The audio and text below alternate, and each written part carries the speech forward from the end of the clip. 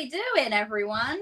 You are here, and welcome to Girls Run These Worlds. We're already laughing. Welcome to Girls Run These Worlds, our very first Pride one-shot. We are very, very excited to be here and kicking things off, hopefully with the most chaotic bang possible, because what's life without a little bit of chaos, says me, who absolutely hates chaos in life. I will start by introducing myself, which is very unlike me. I normally forget to introduce myself. I'm Kat. I'm also known as the Law Mistress, or Law Mistress 93 on pretty much all social media, and I shall be today's facilitator slash mistress of ceremonies, because we will be playing Under Hollow Hills, which is a Powered by the Apocalypse system game, themed around circus. But yes. See, my magical assistant Darcy here is holding up the very beautiful physical copy of the game, and we are very, very excited to play. General content: gay. That's gonna be the content of today's game, and true love and fairy tales and all of that magic and all of that jazz. Without further ado, I think I will get the cast. If you could all just introduce yourself with your pronouns. Mine is she, her, by the way. I forgot that. Almost forgot that. She, her pronouns for me. If you could all introduce yourself, your own pronouns, and your character names and pronouns, I will give you an opportunity when we get started to describe your characters and be more descriptive and things. But for now, just the name and the pronouns would be great. Let's start with who I can see. Let's start with Darcy. Let's start with Darcy. I had a feeling you were going to do that, and I don't know why, but I was ready. Hi, friends, it's me, JC Darcy. Remember me from the internet? Oh my god, I'm back. Hi. I use they, she pronouns. I'm here to be gay, do crimes, and play Anna Tonkada, known as Tonky, who is the boondoggle hob. The boondoggle hob. It's fun to say, right? Tonky. And Tonky's pronouns? While she is in summer, they are she, her. And when she goes full winter, they are fey, fair. Perfect. Amanda? Hi, everyone. My name is Amanda. I use she, her pronouns. You can find me most places around the internet as Panda Cabra. And I will be playing the Troll Playbook, and my character's name is Bog Trodden Betty, or Betty for short, or Bet. Or you know what? Just call them whatever. Their pronouns are she, they. Prefers they in summer, but she in winter, which is B, but interchangeable nonetheless. Amazing. So amazingly, I was looking at the order up here on VDO, and I've somehow managed to keep it at a good order. So we will go with Michelle next. Hi everyone, my name is Michelle. My pronouns are she, her. You can find me at Michelle Acock to most places, and today I'm playing the Crowned Stag, Aurelia Hawthorne, who uses they, them pronouns. Perfect. Tyrant, you're up next. Awesome. Hi everyone, I'm Tyrant. I use she, they pronouns, and I can be found pretty much everywhere under Tyrantonut on Twitter, Discord, all that fun stuff. Today I am playing the Nightmare Horse, the Barony, who uses they, them, it pronouns in the summer and she, her, it pronouns in the winter. Perfect. The Nightmare Horse, or as I just keep affectionately calling it, Death Horse. And last but certainly not least, let's go to Holly. Well, hey, I'm Holly. You can find me well, I'll do my pronouns first. I am she, they, and you can find me at OMG Holly D pretty much everywhere. So literally anywhere. And I am playing the Feather Cloak, Violet, May, and in the summer they are she, they, and in the winter they are they, them. I love that. All right. So, I guess everyone, we will just dive right into it. Let me just. All right. So, we have all heard tales of star-crossed lovers. Throughout mortal history, the tragedy of a forbidden type of love is one that is particularly satisfying. Whether the story ends in happiness and coming together, or heartache and sadness for the lovers in question. This particular story comes not from the mortal realm, however, but from the land of the fairies. Fae politics are complicated and bound up in an old and wild magic. Courts of the Fae realm are just as likely to fall out as they are to come together, and no rivalry existed so intense as that of the Court of Last Frost and the Court of First Bloom.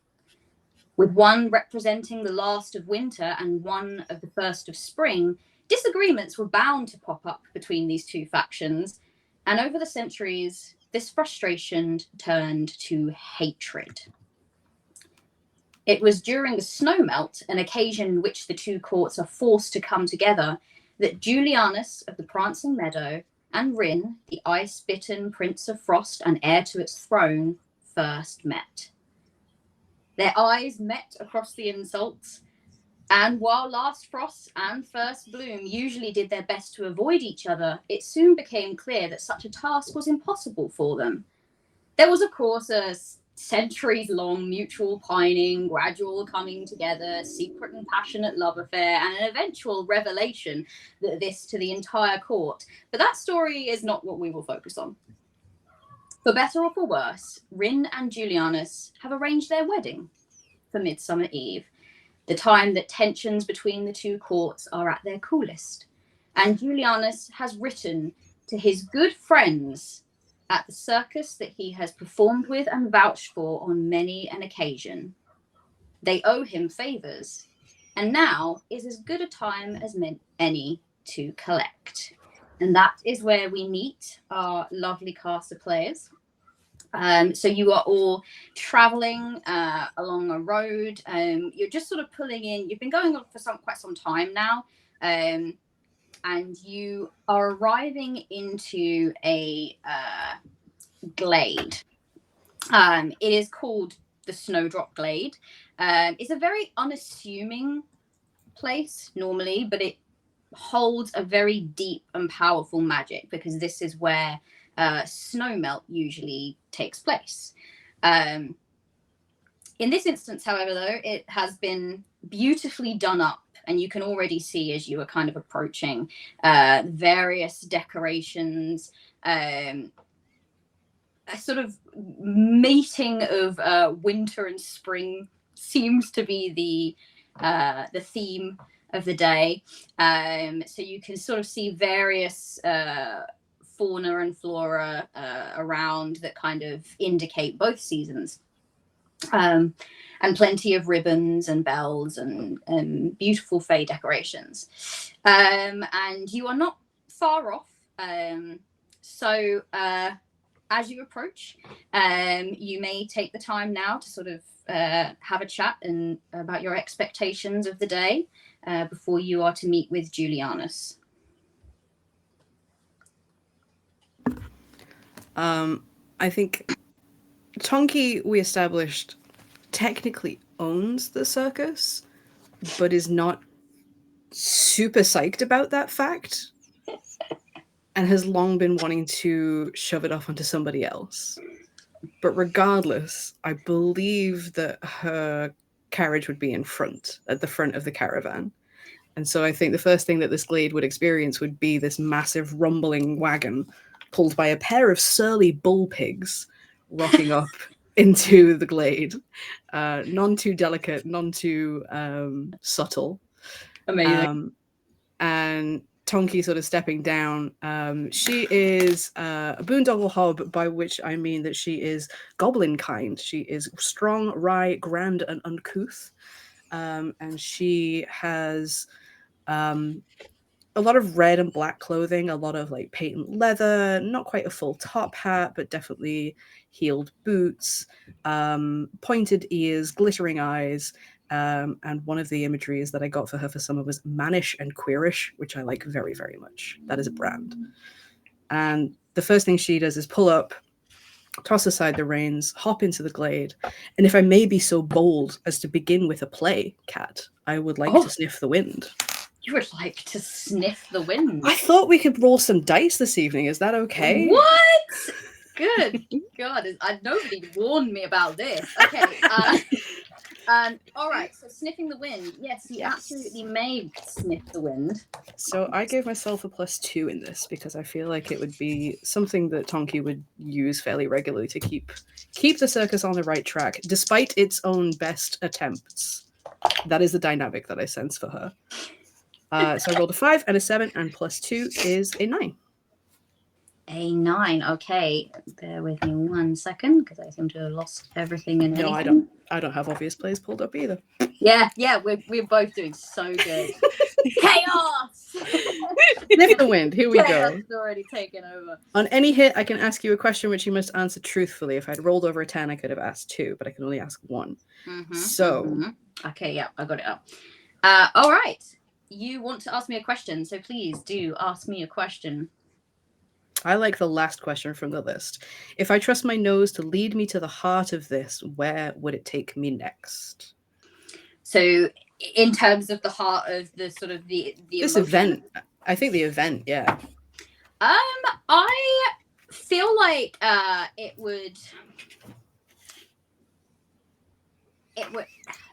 take you to I think that you can feel like a very simmering tension. The guests have already started to arrive, and there are some very obviously prominent figures that are looking less than pleased, but the heart of it is and you can see sort of in the distance, you would know Julianus. Julianus has performed with you, has spotted you. They're quite a way off at the moment, but they are on their way. But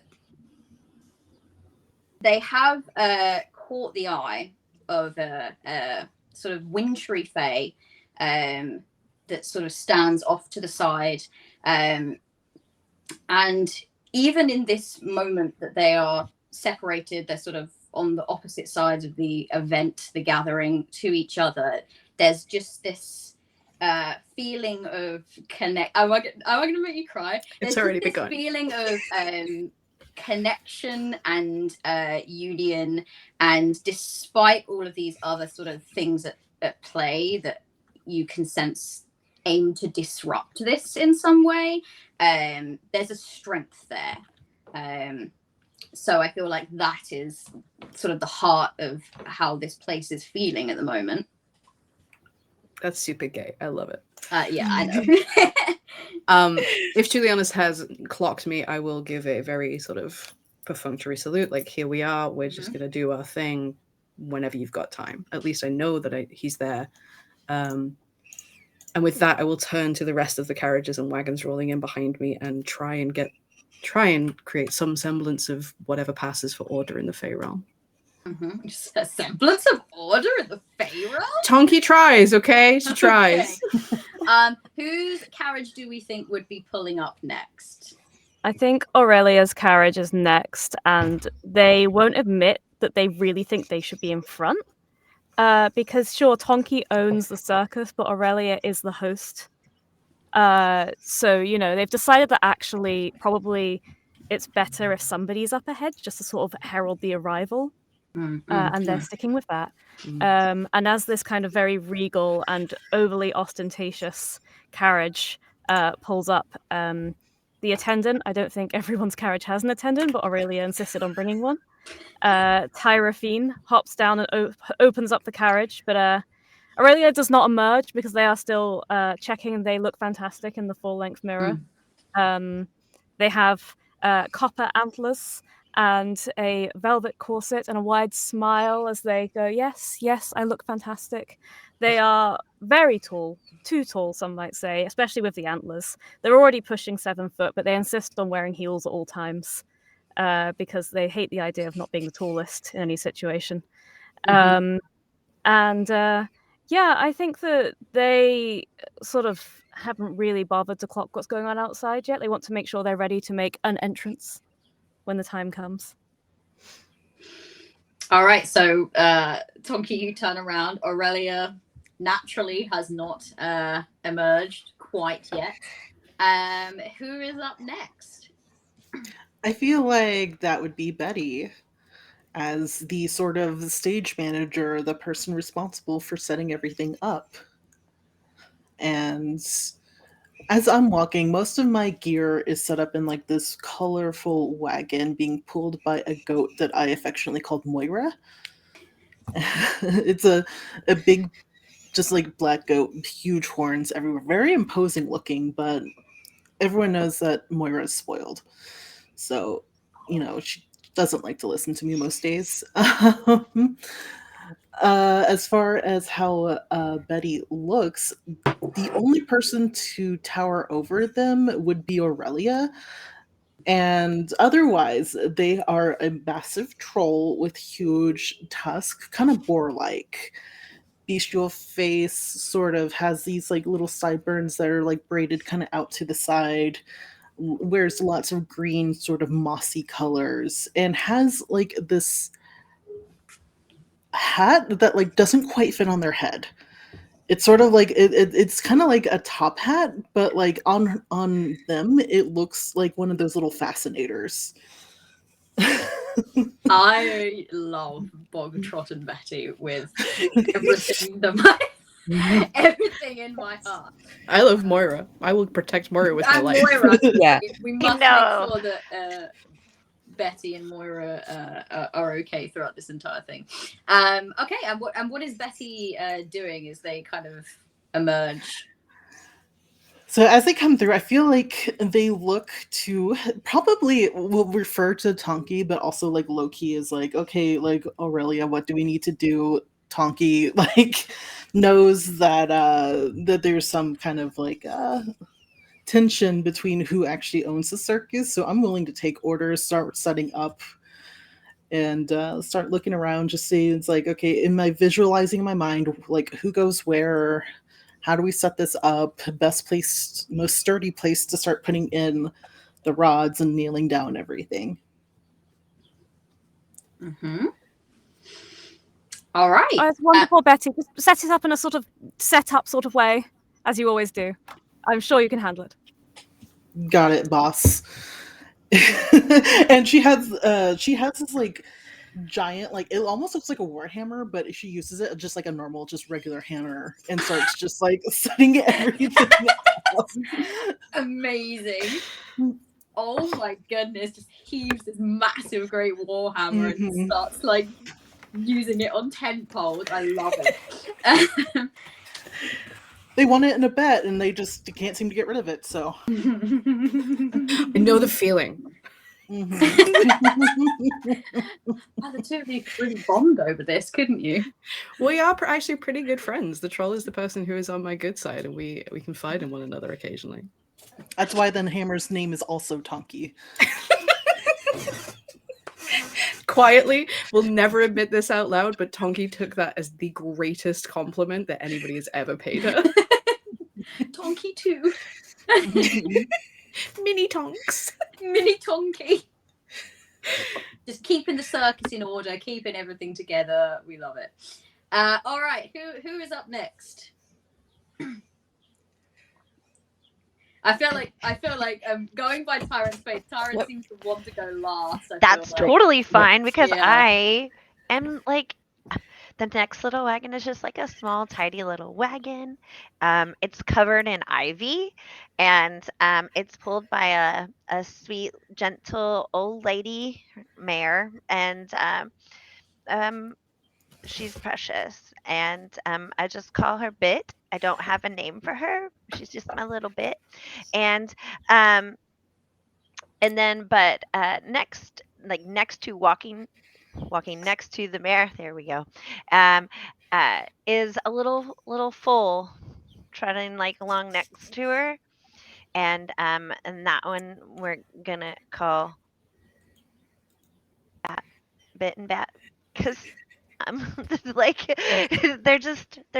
they go together, and they're both very small, but the foal is quite smaller. Um, and Violet, uh, in her human form, she she has like a hood that like lays over her. She like, it's, I'm assuming it's like very nice out, so she doesn't have on, but it's very colorful. It looks like just like a straight up rainbow of feathers. I don't know if you've ever seen what like the really colorful like hummingbirds look like. That is what it looks like. And it has like this sheen to it, and it shimmers and like when the light catches it. Um but as far as what she looks like, she's just very brown hair, brown eyes, just very natural looking. Just there's nothing about her except for this cloak that screams I'm different, like in any way, shape, or form. And she is one to always have tea and tea cakes and honey cakes. And if you need to talk, if you need a snack, she's the one that is going to bring it to you. And she is also the caller and the aerialist for the circus. So you see her when she's trying to get people to come see the show, but then you also see her in the show. Amazing. But I love that she's definitely one that, apart from this beautiful cloak, just kind of blends in. Yeah, she's very unassuming, right? Yeah. Like that's the goal is that when she wants to be on, she turns it on. But most of the time she doesn't want to. So especially when she's traveling. All right. I guess that leaves us with the Barony, whose arrival is last. Tyrant, if you would like to describe the Barony's arrival. Sure. So heading up in as the last carriage in the procession is this almost ominous looking wagon. It is dark. It looks like it almost looks like lines where it had been dragged through water, but it's actually painted to look as though it is half submerged. Pulled by two matching black geldings, and as it pulls up, it kind of joins where the carriages have circled themselves, but off to the side a bit, as if to be a stopgate between the rest of the carriages and the rest of the guests for the wedding. And out walks a very tall, almost intimidating figure, with slick black hair, wearing velvet black. It is something of a gown with pants, kind of a mixing of styles for the formality of this wedding. And they have a mask on, and the mask is shaped to look like a horse's head. And the barony steps out of their carriage and looks around, considers going to Tonki, and then thinks better of it and approaches Aurelia's coach instead, silently, to wait for a problem to arise that has to be dealt with, because they have a feeling that there's no escaping this evening without some problems that need to be dealt with. Heart already breaking. All right, so you kind of pulled up in the manner that you've just described, and as you kind of all emerge and sort of start to group together, you have definitely attracted a fair amount of attention at this point. Like you said, your arrival was not subtle, and your various sort of animals and trappings are making quite the kerfuffle. to this what was rather a sort of very subdued atmosphere. I feel for the most part. And Julianus is just on his way to you. He has not quite reached you yet, but you may sort of have a look around and survey. I will walk down the line of carriages and wagons. I'm assuming there's more than just us. We're just the main players. There's more people in the circus. If you need, I can pull. Yeah. I can pull other acts if you need them to be. There are various other acts within your circus, but Perfect. I'm just gonna make my way down the line and carrying my polished knotted skull club. I'm just gonna bang on every door as we go past, like run it up and down the shutters, making as much noise as possible. Shine, come on, time to go. Come on, let's go. Just make sure that everybody is at attention. And as I pass Aurelia's wagon, as I imagine that, like, if the troll is there and the nightmare horse is kind of making their way over, everybody's kind of gravitating to them. There is a definite moment of sourness, like just this sour expression passes over her face, and she just cuts a little circle around and goes past and keeps walking. I said what I said. Said what I said. Petty. Aurelia is completely oblivious to this. They're holding up two like completely obnoxious sets of jewels and saying, Barony, which should I go for, the sapphire or the ruby? Given the environment, I'd think the sapphire works best. Oh, Barony, you're a lifesaver, as usual. I was hoping you'd say that. I think I'll since Tonki's going around banging on carts, I'm going to take it upon myself to greet Julianus. So I'll clop down. I'm picturing, do you know those shoes that are like high-heeled shoes, but they haven't got the heel, they're just like a hoof? Yes. They're wearing those. Yes. So they're clopping down the steps and they're sort of trotting over towards Juliana. Juliana's darling! Absolutely. Oh, how wonderful! How wonderful! What a fantastic day! Quite honestly, I think, and as Julianus kind of pulls up towards you, I think a very there was definitely a sense of nervousness, but the moment that you emerge and you're all smiles and teeth and kisses, that sort of familiar Julianus smile spreads across his face. He's got a very dark brown skin. His hair, it sort of resembles almost this sort of like thick grass. The way it kind of slicks back, and he has these, much like you, sort of protruding antlers, but they sort of slant downwards and almost sort of meld into his eyebrows. And he sort of smiles at you, and he's just like, welcome, Aurelia, and sort of pulls you into this hug, all kisses and smiles back. The two of you are kind of very similar in terms of your background and your personality, so he is immediately drawn to that. But he does pull away, and he kind of looks over and he goes, Hob? I'll finish doing my rounds, head over to where they're all meeting, and with the biggest flourish I can manage, do a really over-the-top ostentatious bow, take his hand and kiss it, and lower myself. And I forgot I was going to do a voice for Tonki, so let's do the fucking voice. Julianus, lovely to see you. Thank you so much for inviting us. Of course. How could I not have my friends here on my big day? I'm so sorry that I have not really been very forthcoming. It has been something of a whirlwind. Centuries is a whirlwind in the land of Fae. Well, I'm glad you're all here now. Yes, of course. Where would you like us to set up? When would you like us to begin? Yes, you must set up. And obviously, I invited you here for the afternoon. It's good that you're only mildly late. I'm impressed. I'm impressed, Tonki. Thank you. Time is a weird soup, as I'm told.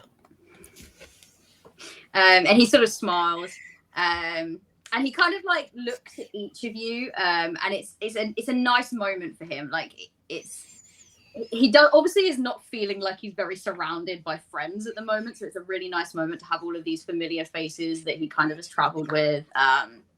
He was a sort of within your circus when he traveled with you and performed with you for some time. He was a ribbon dancer, so he so he's very much like excited to be kind of part of the camaraderie again for just a moment, and he's kind of relaxed into this very easy going posture, and gives each of you like a nod and a wave, a recognition, and he kind of says, I'm so sorry. I'm loath to call upon favors. You know I am, but this is something of a special circumstance for me. I am, of course, getting married, but it is. And he kind of leans in and whispers with a sort of slight air of conspiracy, the most difficult union. Ah, yes. We understand the All the politics. best ones are, darling. Who do I need to beat up? Betty, we needn't go quite there just yet. And he kind of looks around and surveys. You can see he's definitely eyeing a few faces. And he's like, maybe. That wasn't a no, Betty. That was a maybe later. And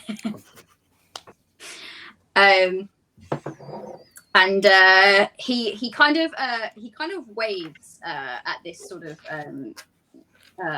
very icy, stiff-looking fade that you had sort of noticed earlier, and he begins to make his way over to, and he says, "My fiance, soon-to-be husband." We'll do an even grander, more ridiculous bow as this person approaches. Very good, because this person is the heir to a throne. Yeah, Julianus might be royalty, but he's our friend, right? So that's different. He's not a real royal. So Julianus is more like a sort of I guess if you were thinking of like a conventional court, he's more like a sort of a noble lord, not necessarily in line for any throne, but certainly of high standing. Whereas this is the Prince of the Frost Throne, so this is he's the heir to the Frost Throne, so it's definitely yeah. And if nobody else is doing it, as I look around, I like use my stick to poke people and prompt them, like show some fucking respect. I think Barony would have done like a very slight bow with their mask for Julianus, but seeing the heir approach, they do kind of go into a much lower bow of respect before straightening up and just waiting to see what happens. Violet, absolutely. Like with zero hesitation is like, you know, I wouldn't say on the end of grandiose, but it's very like elongated. It's very dramatic. And and so she does her bow and, just kind of like smiles at Julianus and is like, good to see you again. And as it is you, Violet, as it is you. Is there anything that you're looking to need specifically for this show that we're doing? Right? We're doing a show. Yes, I hope so. That is why I invited you here. And he kind of he looks at Rin, who has kind of acknowledged all of your bows with a very tight smile. It is not unfriendly as such, but it is definitely coming from someone who is not used to displaying emotion or affection in any way. He's uncomfortable you've sent around strangers.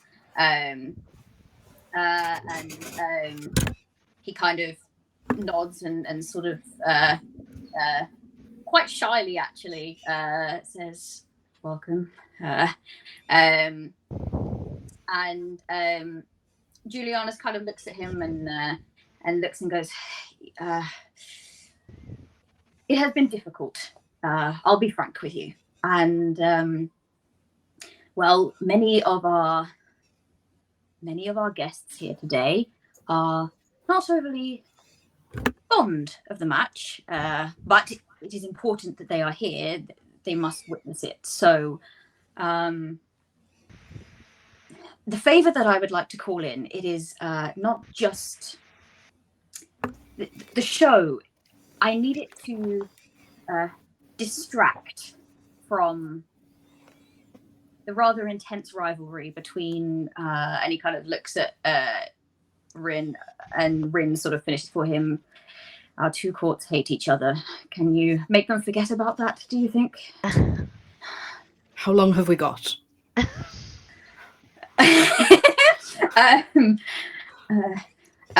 Well, if you could set up quickly and begin the show quickly, and then the ceremony is due to begin in a couple of hours' time, really, at twilight. So A tall order. A very tall order. We shall do our Don't best. let Tonky worry you. We will do marvellously. And may I just say how wonderful it is to be in the company of nobles again. you are nobility. Of course, I should have known. What gave me away? Now, my Rin looks question is- uncomfortable, and then Julianus kind of just goes, "Why, your effortless charm, of course, Aurelia, bedazzles us all."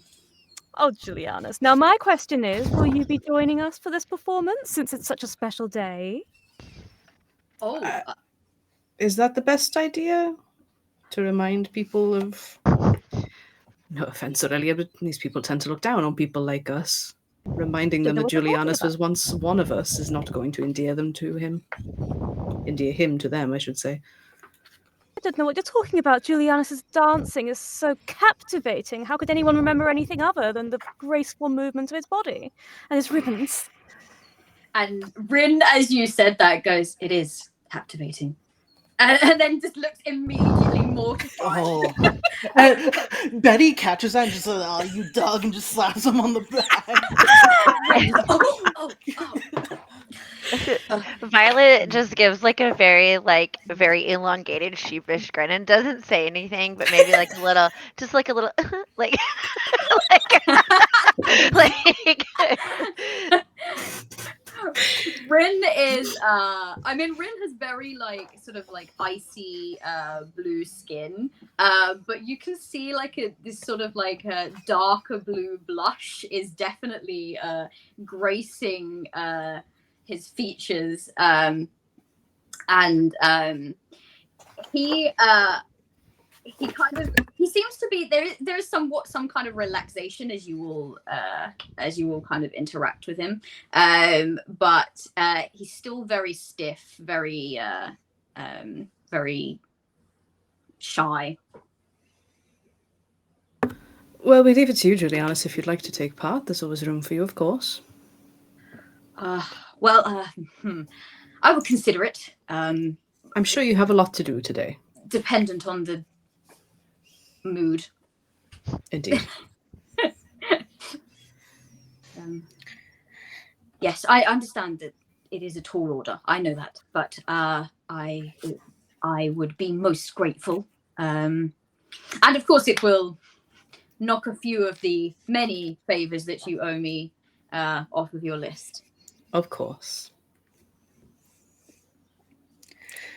Julianus? Yes. Hello. The barony kind of steps forward and looks to the rest of the assembled troop. This is going to be a tall order, and I think perhaps to begin, The barony would like to change someone's fortune by name. Ooh, It's our first circus play. circus play. Okay, let me get that up. So much stuff. There's a lot of moves in this game. There's a lot There's of a lot of moves in this game. game. Don't mind me shuffling all of the papers. Yeah, don't. Like- I've got so many PDFs up. Me flicking through my hundreds of tabs. Just be with you one moment. Change someone's first fortune. Okay. All right. So you are to first name them, and then name the way you want their fortune to change. Am I correct? Yes. So the barony approaches both Julianus and Rin and reaches out to take Julianus's hand, and they are very tense. This is not something that they are wholly comfortable with. Julianus, Rin, whatever comes of today, I hope that your love shines over their hatred. And that is how they want to change their fortune for the day. Oh. I feel like as you take their hand, Julianus is very he's very aware of your sort of nature and the way that you are and your intentions behind that. So he kind of easily just kind of takes your hand back and gives it a little squeeze. Rin, however, locks up like one caught in headlights and is just very, very uncomfortable. But as you speak, you do sense a sort of a relaxation. He's obviously a little bit intimidated by you, but he kind of allows this because Juliana seems at ease. And when you finish speaking, I believe that you all need to, so you call for a show of support now. Yes. Violet May sees what the barony is doing, and almost like not just gives a nod, but like does like the head down, like like a very so mote it be type vibe. Like she's definitely agreeing to this wholeheartedly. All right, so we have Violet support.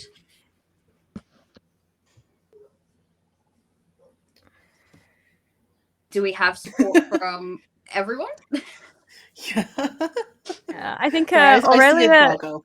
Aurelia does not chime in and just smiles silently, and anyone who knows Aurelia knows that they must be really on board with something to not start blabbering all over it. So this is the biggest show of support we could get from Aurelia. It's just like, yeah. Okay, I don't know what else I need to add. It looks terrifying, but Betty just gives like a grin, so all you just see is just teeth, and it's just like clutching her hands to her chest, being like, "Yeah." Super enthusiastic consent.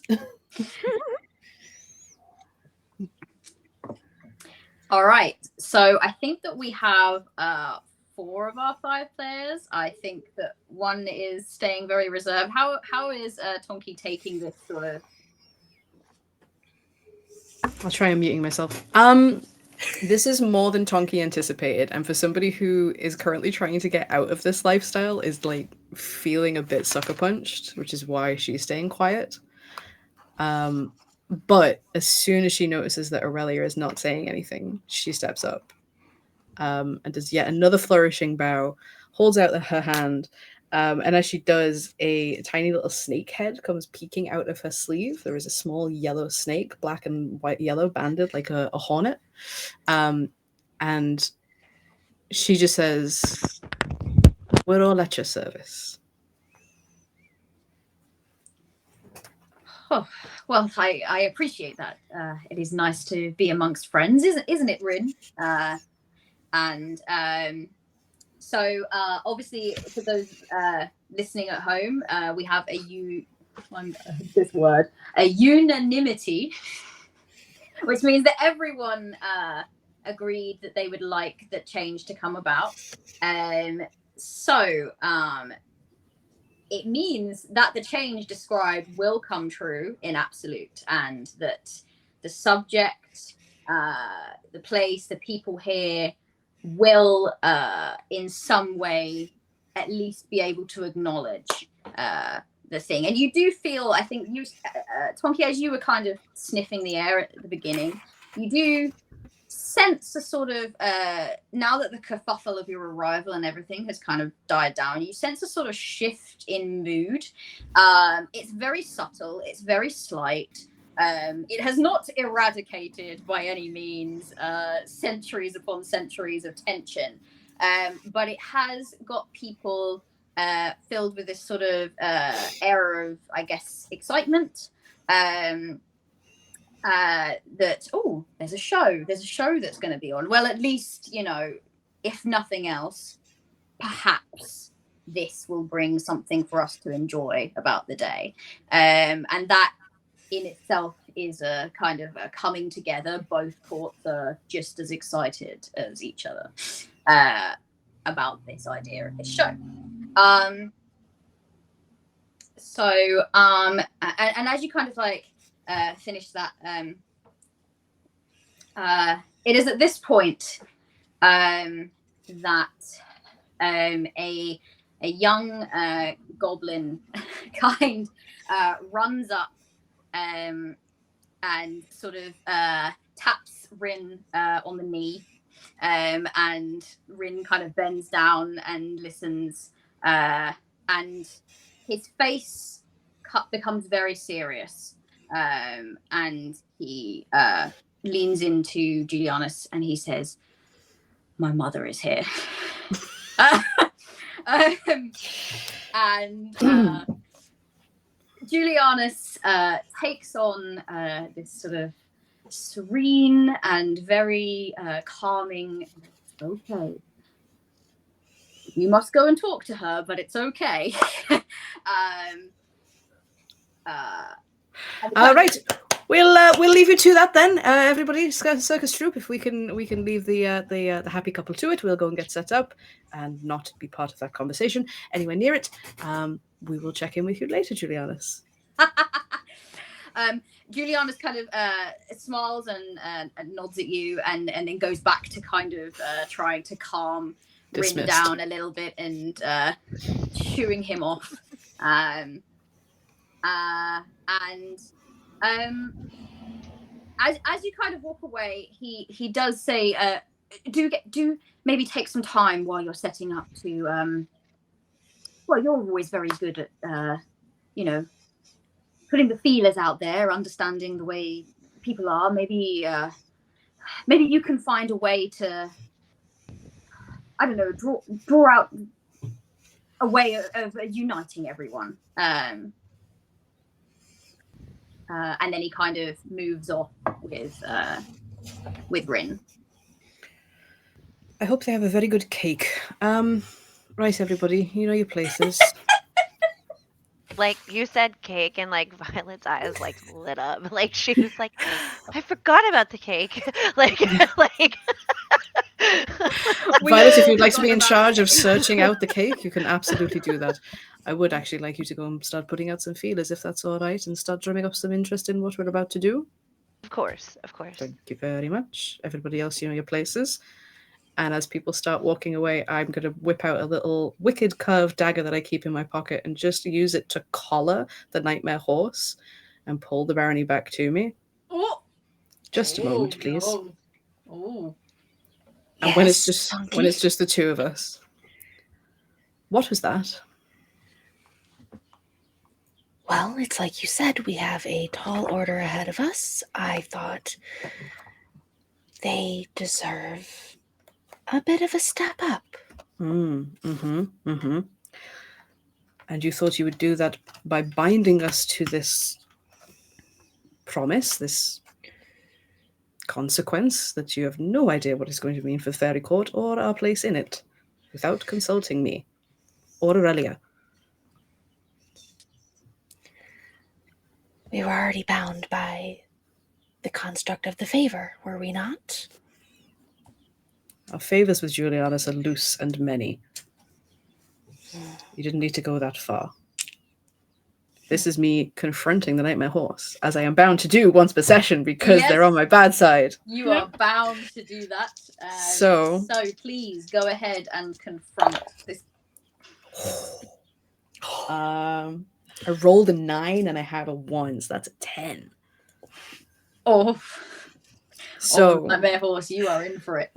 I don't know how this is going to work, given that the deal is already done. But on a 10 plus hit, you have to choose whether to back down and give me my way, or force my hand. Defy me and force my hand. Ooh.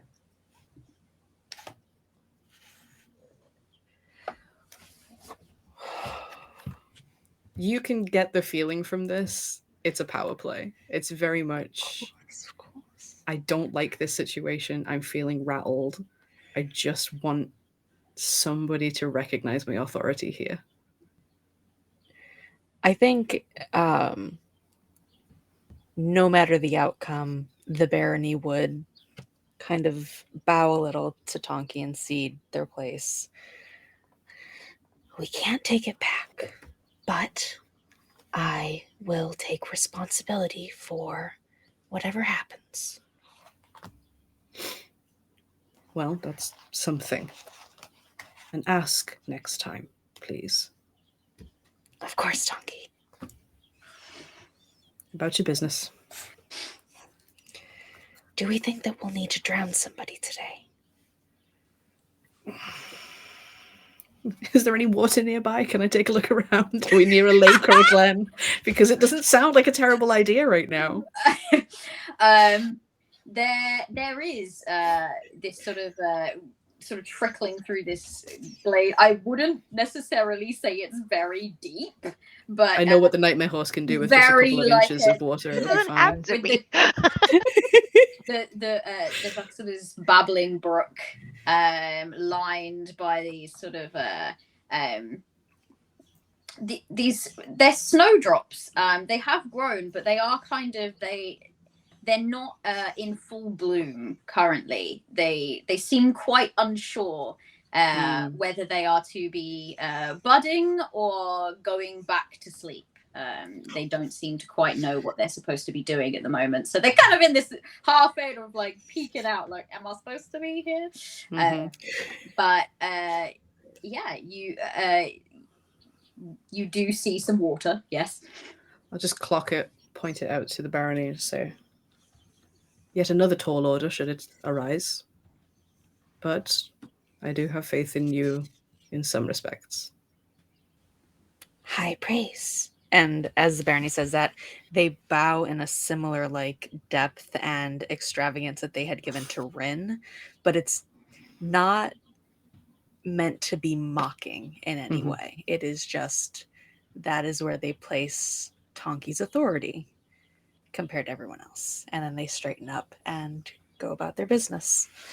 Yes. Don't go around telling people I was being nice. Thank you.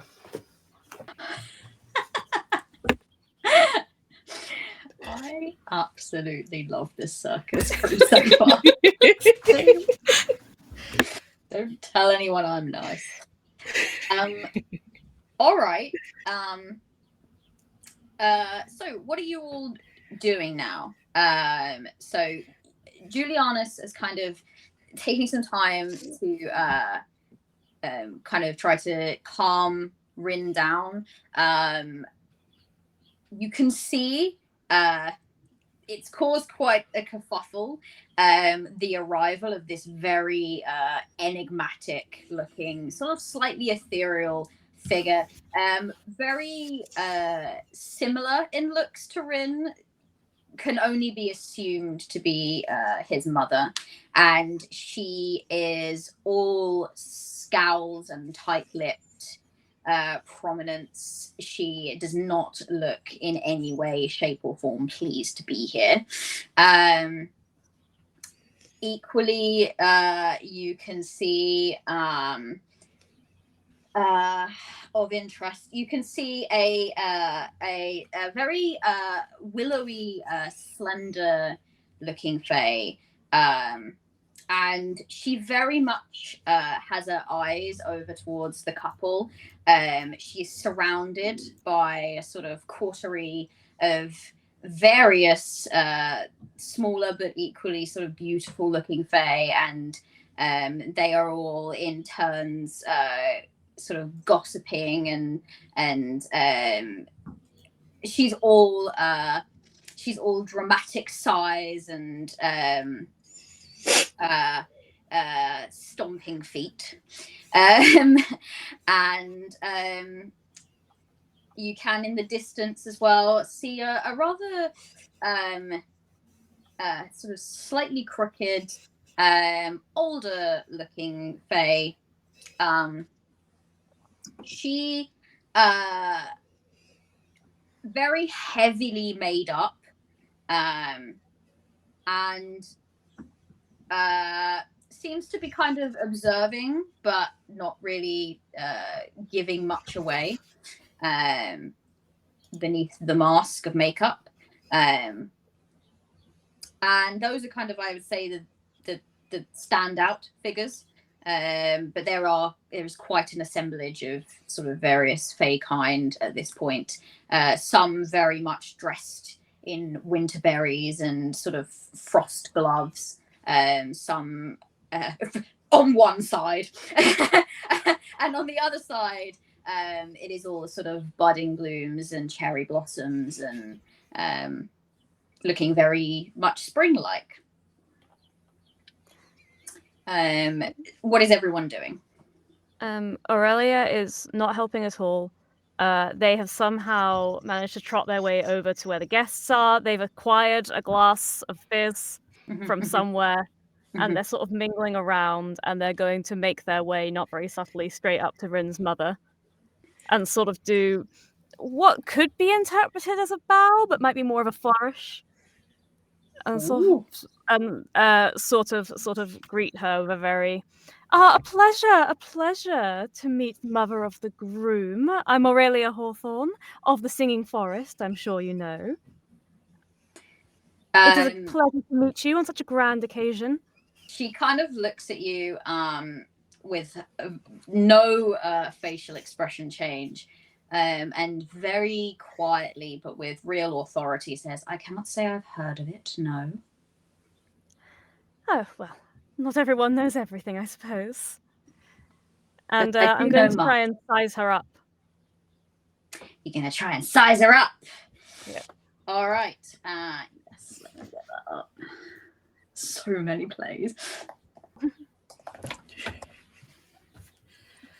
Up. All right. Yeah, roll 2d6. Okay. And I add have your modifier. 2 for sizing up. Oh, no, that's not going to help me, though, because I just rolled a 2 and a 1, so that's a 5. 5. All right. How, you know,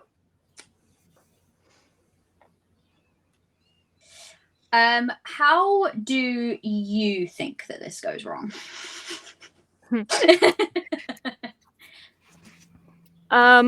I think that Aurelia's approach to unfriendliness is to just smile wider and wider until the other person feels the social pressure to break and smile back. And I think that it seems like this person is just not going to break first. I will agree with you on that. She is well practiced at not being the one to break. And so as you smile wider and wider, her face really just shifts to more and more impassive. Her eyes really are only directed towards her son.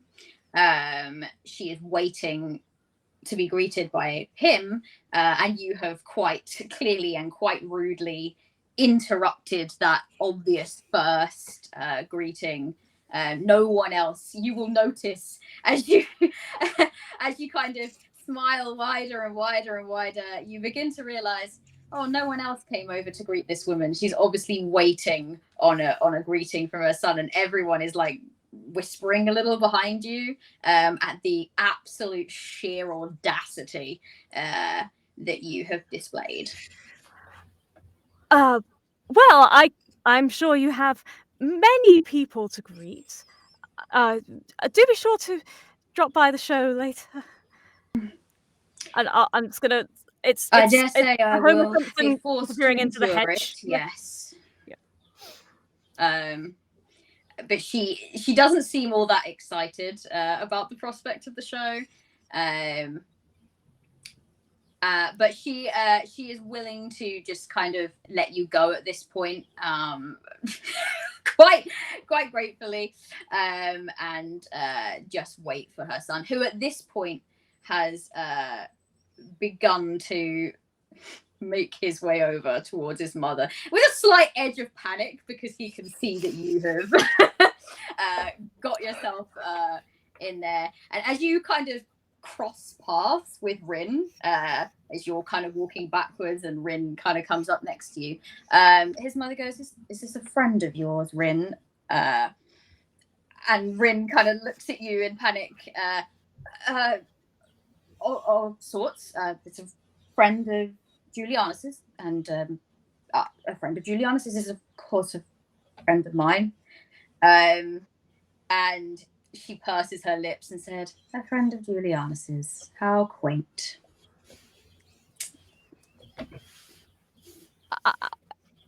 Well, goodbye.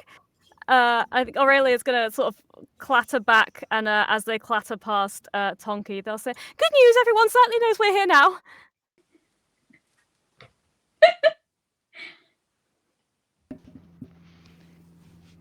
Is that just Tonki's reaction? Just. And it goes back to doing whatever she was doing.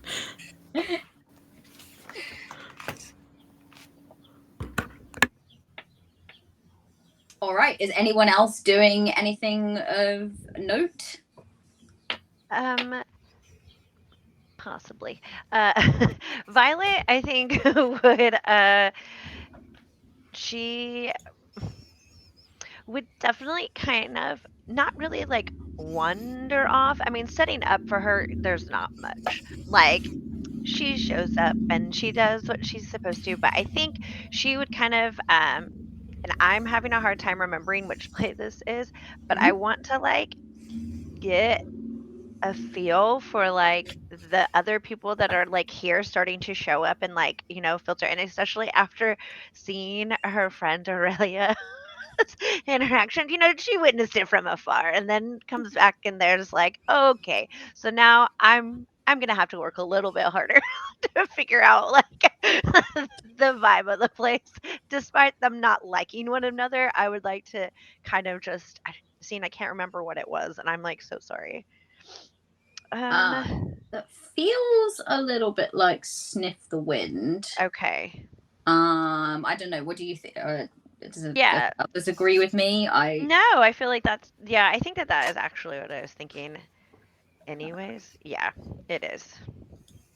I suppose you could size someone up. Tends to be specifically for like one person. If it's like a general vibe that you're after, I think Sniff the Wind makes the most sense. So if you could roll 2d6 for me. Mm-hmm. Oh, okay. I got 2 4s, and I have a +1 to that, so I got a 9. A 9. Okay. You may ask one of these questions, but I'm guessing that your question is very much kind of around how the current vibe is. Yes, feeling. like I don't necessarily want to hear like like I want to listen for gossip. I want to hear what other people are saying. I want to, and All right. I will kind of take it as a question of like what's coming this way, in the sense of like what do I have to be looking out for, in terms of who might be here to stir up trouble, in what way they might stir up trouble. And I think you would know better than anyone that when it comes to performing in the circus, it's always a really good idea to size up your audience and maybe try to figure out exactly what your audience might want from the performance, especially certain members that you are particularly looking to please. So if you're kind of like working the crowd, I guess at this point you're trying to do so quietly, to figure out what everyone's deal is, as it were. The general crowd, they're very separated, very off in their own sort of huddles and cliques. There's a lot of gossip going round, and it's sort of a lot of speculation on how these two ended up together, and whether there will be troublemakers throughout the night, and whether the Winter King and the Lady of Blossoms, to whom each of those courts are indebted, will they come themselves? And because they too are not known for their happy relationship. It's quite a tumultuous one. So will they come and disrupt the proceedings? Like, there's quite a lot of wild speculation like that. That kind of speculation clues you in that those people in particular are not planning to necessarily cause issue, more that they want to be there with the popcorn when it inevitably happens. You obviously would clock Rin's mother. You would hear from the gossiping and the twittering around you that her name is Morana, and she is the Queen of Winter's Memory. So she is a very, very big deal. And currently only poor Rin is subject to her conversation.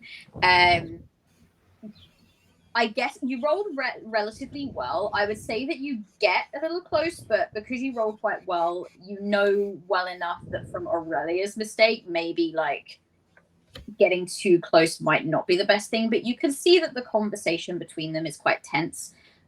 She seems unhappy, and that could definitely potentially be a troublemaker. Your ear would most certainly be caught, I think, by this willowy fae and her coterie of admirers and listeners and fake best friends. And she is quite loudly at this point, not loud enough that it's causing a scene as such, but she is not shy about expressing her displeasure at the proceedings. She's sort of sat back on this, and most people are stood, but she is kind of lounged back as if she owns the place, quite frankly. Making all of this speculation. She's like, I just simply can't believe it. I can't believe that he's gone off and found someone else. And she's making quite the spectacle. There are these sort of like tears rolling down her cheek. She's fanning herself, and her friends around her are fanning her too. And we can't believe it either. It's just a tragedy. It's just a heartbreak. And they're making quite the scene, but not enough that it's become a spectacle as of yet. Definitely a potential troublemaker there. And other than that, I think obviously there was this heavily made up woman, but she doesn't seem to have really given any indication on her thoughts on proceedings, or what her role is here. She's just kind of observing and smiling when she has to smile and scowling when she has to scowl, but she's otherwise impassive. Right. Did and I might have missed it. The friend, the friend that was being sad. Did I catch a name by chance? You did. Yes, people will have been talking about Elise. Elise of the Icicle Orchard. She is a member of the sort of a separate court. She is not a member of Rin's court, but it is a court under the Winter King. And quite clearly, she felt herself to be the natural future queen of the Frost Throne, and was quite surprised when not only did it turn out not to be her, but it turned out to be someone from a court of spring. Now that is quite the scandal. So she is most upset by that. I just want it to be known that as soon as Aurelia sees Elise, they're like, I could fix her.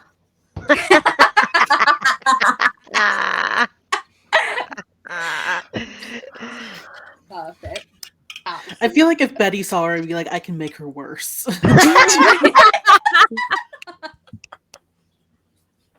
Got both spectrums. We're good. Okay, I now want to say this isn't actually a conversation. We definitely said this to each other while watching.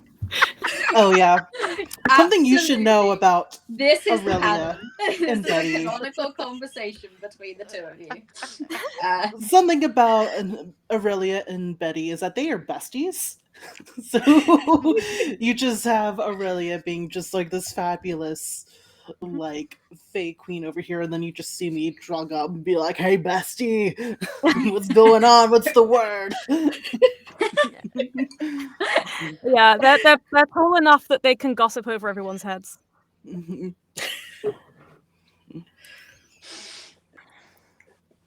All right. Does that answer your question? Yes, it does. Perfect.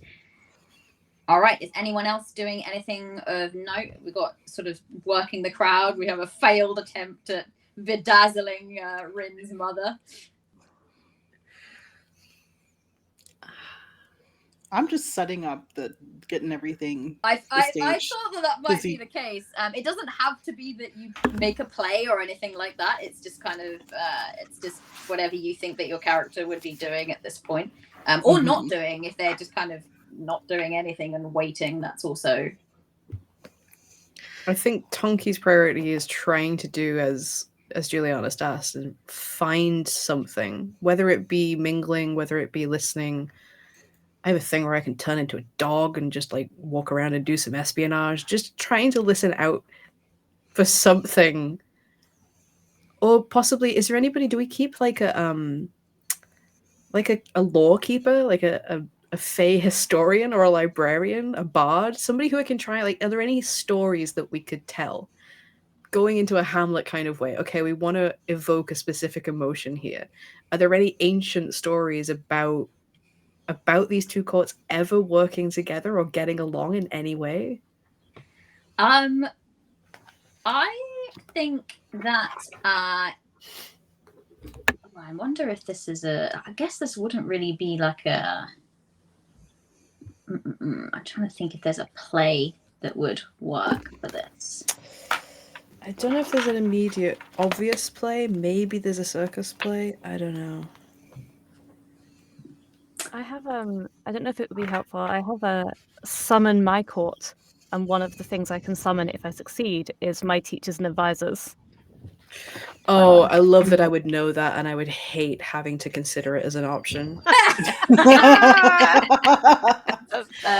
Oh no! I'll warn you if you want to go that way. Help. I think Tonki would consider that a last resort. I think so. Also because there's a -1 to that because Aurelia's in denial about it, but I don't think Aurelia's quite thrilled that they ran away with the circus. That tracks. Help take over a circus, in fact, if we're being brutally honest about it. Amazing. Yeah, fuck it. No, let's do a Boondoggle Hob play. I can make something of myself. One of my favorite things about this playbook is how grotty it is. So all of my options are like a big old croaking raven, a single black wasp, a quizzical and stubborn old mutt dog, So I think I'm going to spend a bit of time overseeing, making sure that everybody's doing what they should be doing, apart from Aurelia, who I don't expect anything more of than what I'm currently getting. And once I feel like everybody's on track, like we're ready to start soon, I'm going to go up into my wagon, pet the surly boar pigs, and go in, close the door behind me, make something of myself, and a few minutes later, hopefully, if I don't roll terribly, this quizzical, stubborn old mutt dog will come trotting out in my stead, and I can go wandering the festivities, hopefully unseen and unbothered. Perfect. Let's see what the dice say. Oh, that's not the best roll I've made today. Nope, that's a 5. I can't do it. I feel like you find that the stress of just sort of, you kind of walk into your cabin, you manage to keep it relatively well together. But as you get in there, you are suddenly hit with the overwhelming responsibility of exactly what has to happen here. If this show does not go well, if you make the wrong person angry, you could end up with 2 courts fully just going to war at each other at your benefactor's wedding, who just desperately wants to marry the love of their life. And despite the fact that this is a tall order, Julianus has been a really good friend to the circus, and has it's not something that you wanted, this circus, but you've been trying to make the best of the situation, and they have helped you make the best situation that really you could have created for this circus. So yeah, it's anybody who wanted to be here would be thrilled to have this job. Anybody who cared really deeply about the circus would be like, yes, I get to perform for two Fae courts. This is wonderful. Tonki is just now having a breakdown inside of her wagon. Yeah, because this is the core of who she is, right? This is what I figured out. Like a mutt dog. Yeah, because this is who she is. She's she's goblin kind. She's here with all these really beautiful, regal, like Aurelia is just so stunning, and Nightmare Horse is so arresting, and Betty is also there, and Feathercloak has rainbow feathers. And she's just toadstools. That's why they're friends, right? Because that's a kindred spirit for her. She's toadstools and centipedes and mushrooms on a log and just all the really basest, earthiest parts of Faenus. And compared to the rest of them, she just feels not good enough.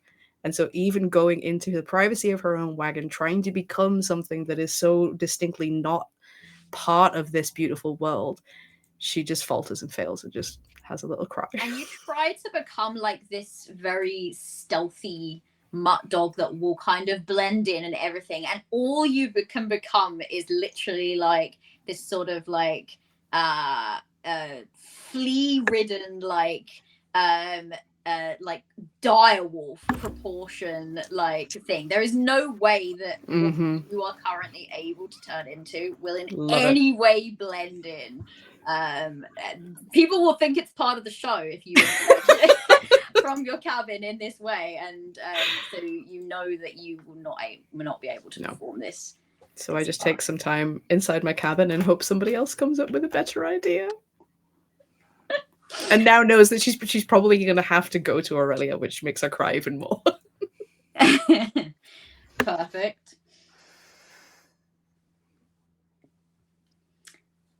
All right, so Barony, what are you doing while everyone else is attempting and having varying degrees of success, I feel, to figure out what on earth to do? What are you doing? The Barony has taken to almost stalking the edges of the guests and crowds, not intentionally trying to intimidate anyone into behaving, but kind of just wandering and keeping an eye out for troublemakers. And so I think they're going to approach Aurelia after making a round and kind of sidle up to them while looking out at the guests. Most of them seem to be onlookers, but I think there are a few we'll have to watch for. Yes, I fear they might not be the easiest crowd we've ever performed to. We've had worse. Do you remember that bog? All the carriages got stuck. I We had to liked perform the without any of bog. our lovely... Oh, I know you did, darling. I know you did, but only you did. Vernie nods obediently, like, yeah, that tracks. You say that with the full knowledge that Tonki also loved that bog. There's a reason Betty is bog trodden. Betty. Betty also loves that bog. And probably Violet didn't really mind it. You're literally the only one that hated it. The As Vernie, we I know, think, everyone hated it.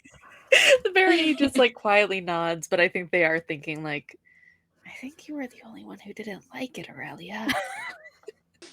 Like, that bog was the best show you played in your entire season. Like, the people there, they hardly ever get visitors. They were so thrilled to have a show, but Aurelia's like the worst show we've ever done.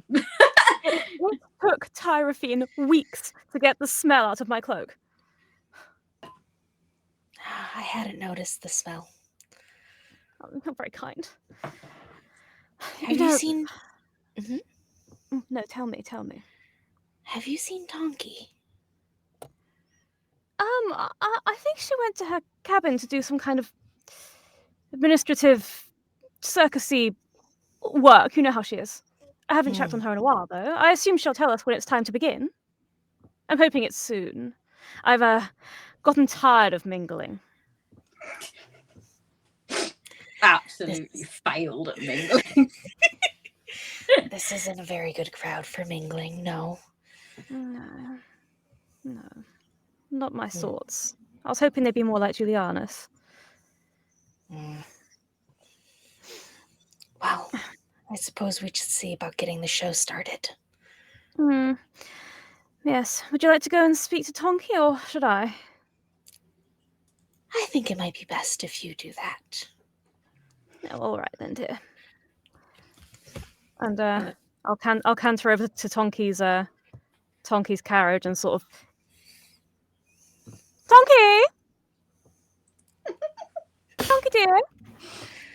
With some thuds and muffled grunts of pain.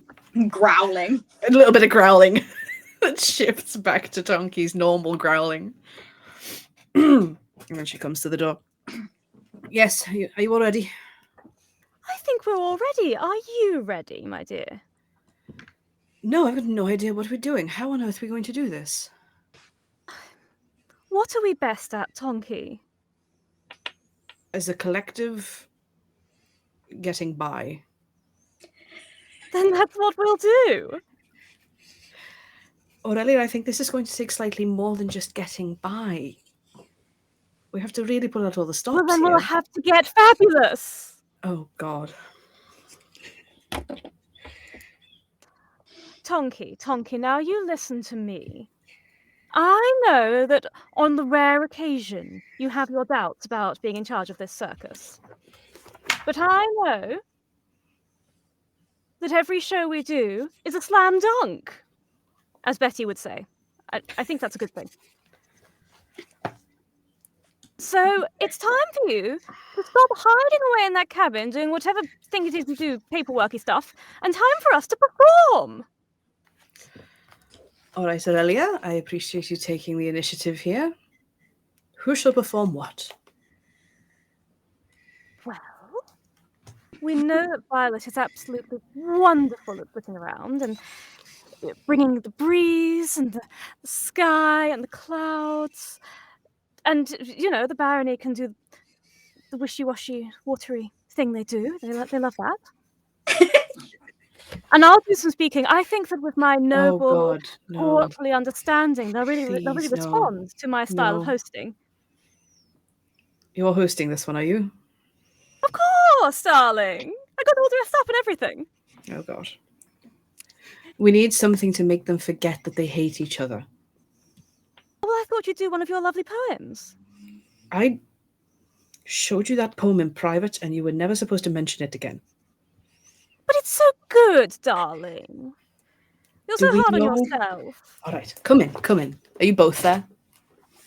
Or is it just you? I think the barony would not have followed. They would have Okay. kind of like stepped back. All right, come in. Just come in. And Aurelia Ushers- makes like a completely unnecessary show of stepping very gingerly in, Mhm. not touching anything. it smells like, you know, when you've like something's been moldy once and it's just never quite lost that foisty smell.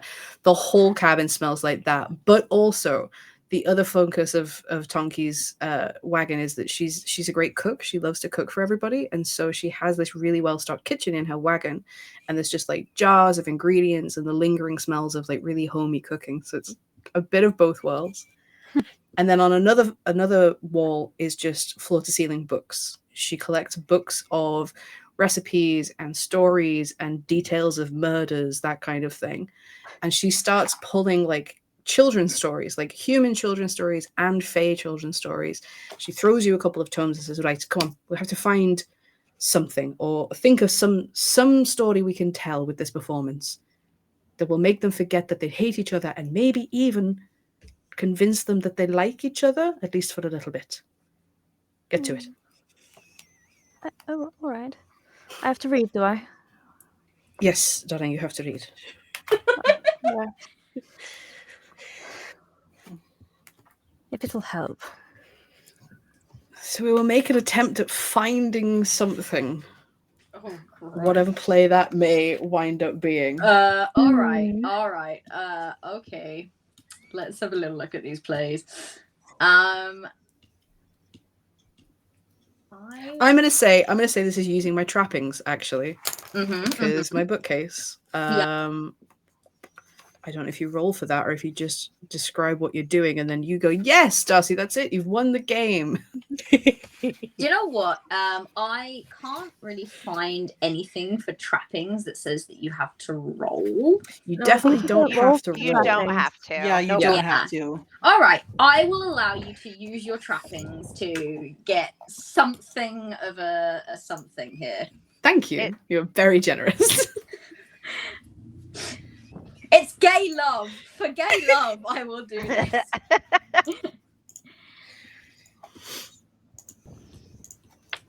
All right. So, okay, yes. So use when you're trappings. Okay, yeah. You begin to shift through these books. You throw a couple Aurelia's way. Aurelia looks less than pleased.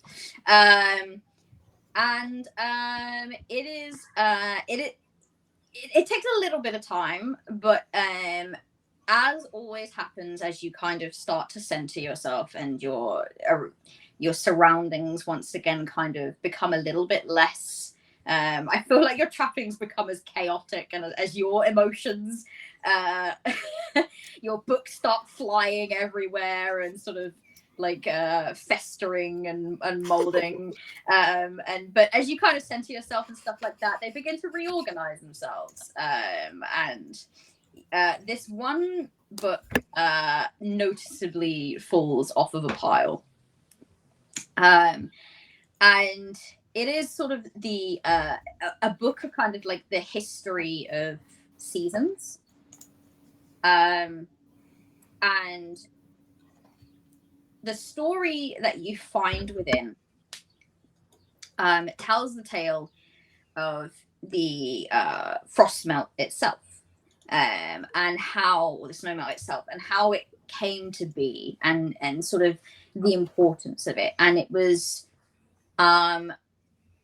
the recorded time when the Winter King and the Lady of Blossoms came together and sat down and talked. They did not argue. They did not go to war. They sat down, they talked, and they came to an agreement that there is a place for winter and there is a place for spring, and at some point the two one must give way to the other. And clearly the original intention of the snowmelt was to bring winter and spring together, as having a sort of common purpose of marking sort of the cycle of life and both the end and the beginning of something. And throughout the years, this message, this piece that actually this necessary thing brought about has become lost once more in the very complicated politics and finicky feelings of the Fae that have been placed in charge of it. And these families, they span back centuries, these courts. And these courts were given that task specifically because they could and did work together like no other winter and spring court ever did. There it is. There it is, Aurelia. We found it. We're going to have to spice it up a bit because just having some players sitting and talking is not going to entertain anybody. But there's a start. It happened. They used to talk to one another. Do you know what both winter and spring have in common? Rain! True, yes. The clouds must melt, the rain must fall, it must return to the sky. It's a cycle, like in your story. Yes, I okay. feel like we can put something together like that. With you narrating this tale of winter and spring, one forming into the other, we can have the watery performance and the flying clouds. I think that draws quite well on what we have, don't you? That could work very well. That's actually a good idea, really, yes. I don't mean to sound so surprised. Actually a good idea. Yes. Sounded surprised. No, see, when you put your mind to it, you do have a knack for this performance stuff. Oh, yes, I'm excellent at performing, dear. No, but organising everybody else as well, coming up with a plan. All that circus stuff that you called it. Paperwork. Oh, but Tonky, I just don't think it would be half as fun without you. Well, I'm sure it'd be fine. Can I try and put her off because this is getting too personal? Oh no, I was about quickly. to try and catch eyes with you. Do that, and depending on how the result goes, I might put you off in response. Okay, we have a binding. We do, don't we? Because I've treated you so thoughtlessly before. If I catch eyes with you, I become beholden to you. Oh. So let's see what happens, I guess. So I have +2 to this? Yes. And I roll 2d6. Oh, that was 2 6s. Perfect. So I rolled a 14. Okay, so what's the result? All right, so you either choose to fight each other or fall passionately into each other's arms.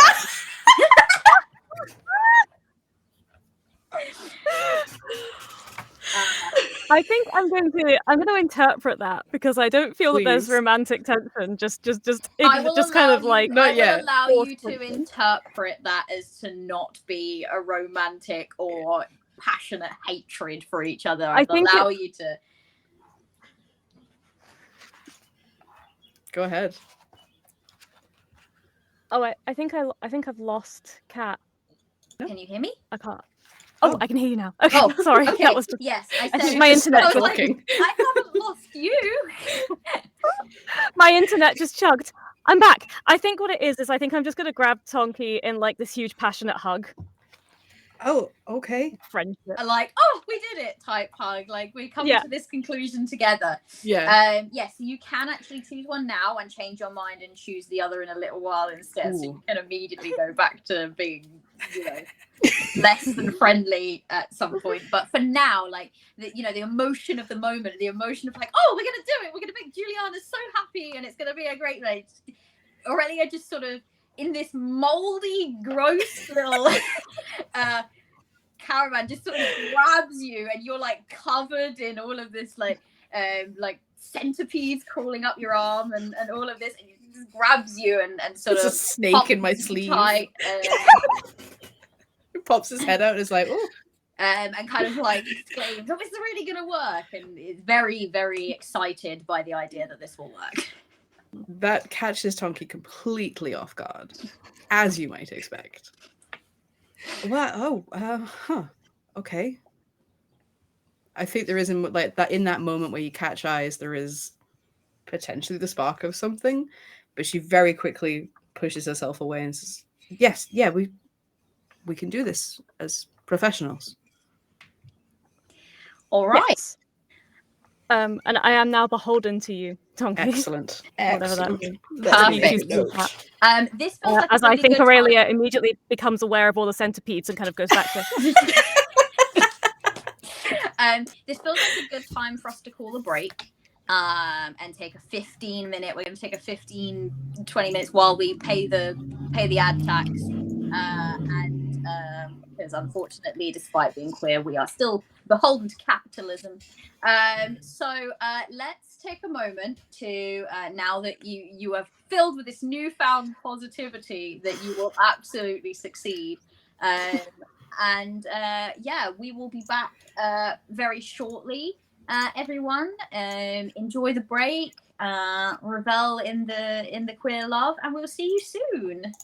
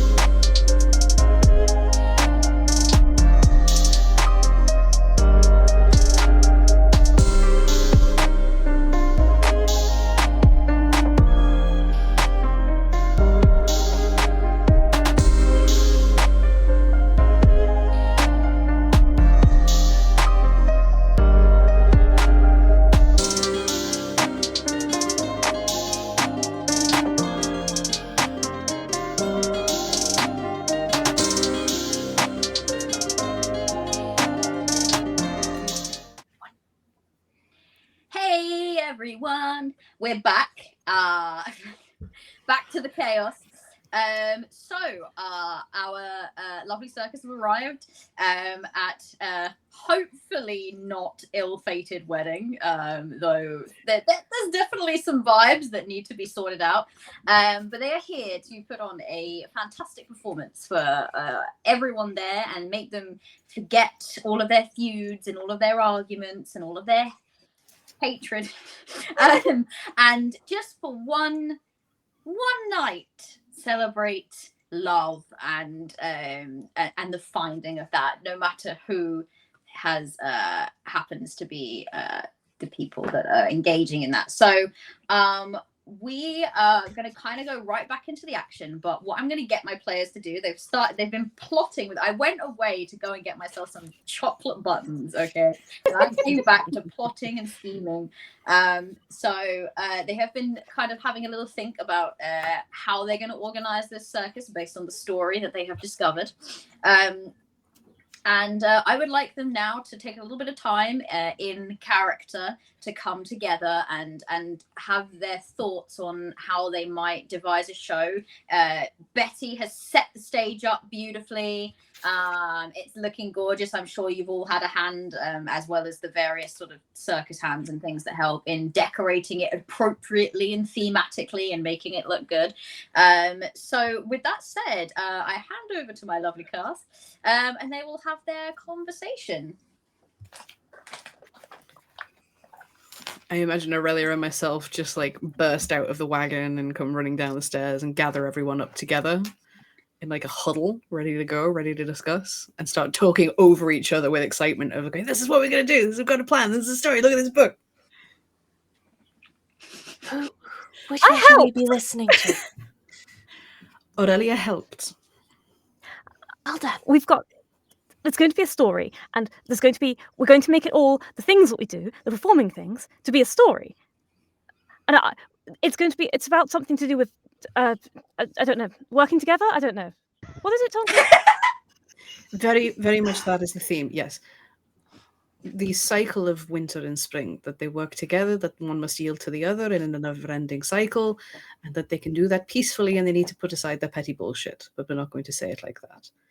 We need to remind them of their jobs and the fact that doing their jobs well is rewarding and part of the natural order of things, and a beautiful thing. So how on earth are we going to do that?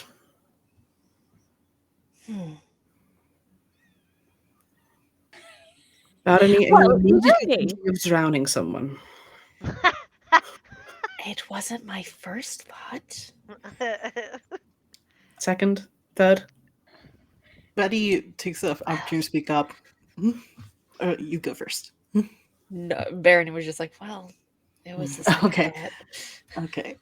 I'm just like, well, I can always. I mean, it's about teamwork, right? So if Violet and I, we could do something. I could be winter, and they can be summer, and we can just do a thing, like combine our acts together. That sounds lovely. Teamwork. Like Violet is just really endeared by Aurelia because like they're friends, right? Like and in fact I was probably one of the first people that Aurelia knew in the circus. And so like when she's like as she's like doing this, like Violet is just like super proud of her. Like it's just pure like I know that you are trying, like, and she just loves it, like in every way. But well, Betty, I think that is going to be great. I wonder if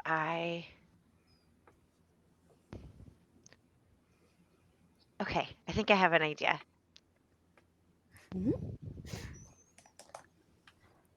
Yes. Are you going to tell us what it is? Oh, sorry. We're like, yeah, okay. She's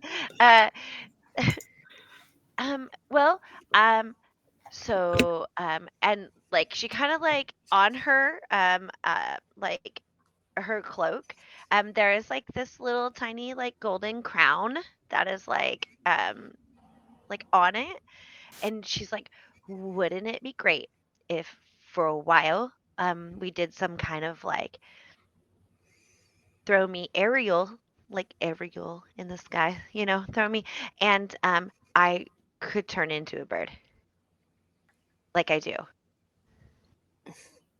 I love when you turn into a like bird. it. Yes. Okay.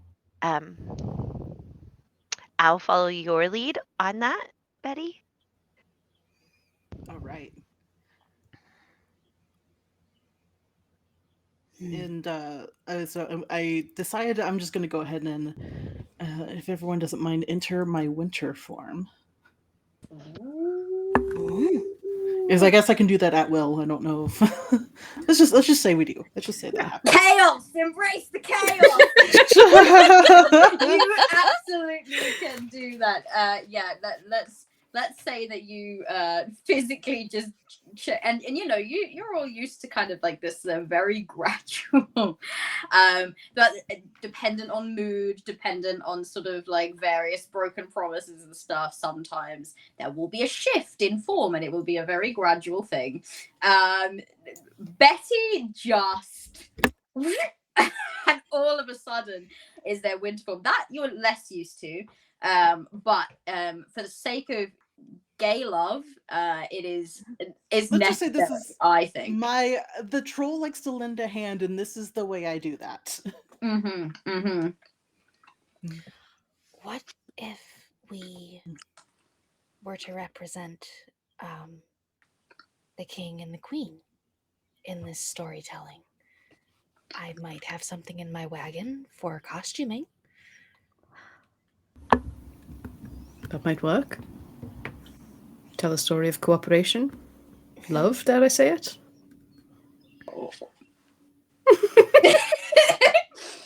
It might not work, but I've got GM points. I say. All right, we have a strong person. We have an aerial ballerina. Aurelia, would you Nice like again. to take point on this one? Oh, yes, well, what I thought was I could introduce everything because, I have that presence that seems to be working so well with this crowd so far. And I could sort of announce the performers, and have a little bit of that imagery that you like in the poetry that you've told me you've read. And then as the performance plays out, then maybe you, Tonki, because teamwork, then you could tell the story that's being, to sort of underscore it in case they're not getting it. Because sometimes, people don't get things, Like a obviously. narrator. That's the word. Right. Okay. Yes. I could do that. And I thought, Barony, we talked Yes. about how the water cycle and the season cycles are so linked, and we thought that some of your beautiful swooshy wooshy water would really set the scene. Yes, I'd be happy to. Of course. Aurelia's really selling this to me, Holly. Like, You, Violet, or you, Holly? me, Holly. Like, I'm like, I'm sold. Okay, I would go to the show. All right, I'm here.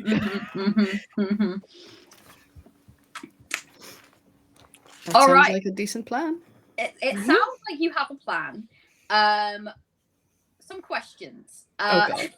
No, not like bad questions. Do you at any point plan to involve Julianus and or dare I say it, Rin within the performance?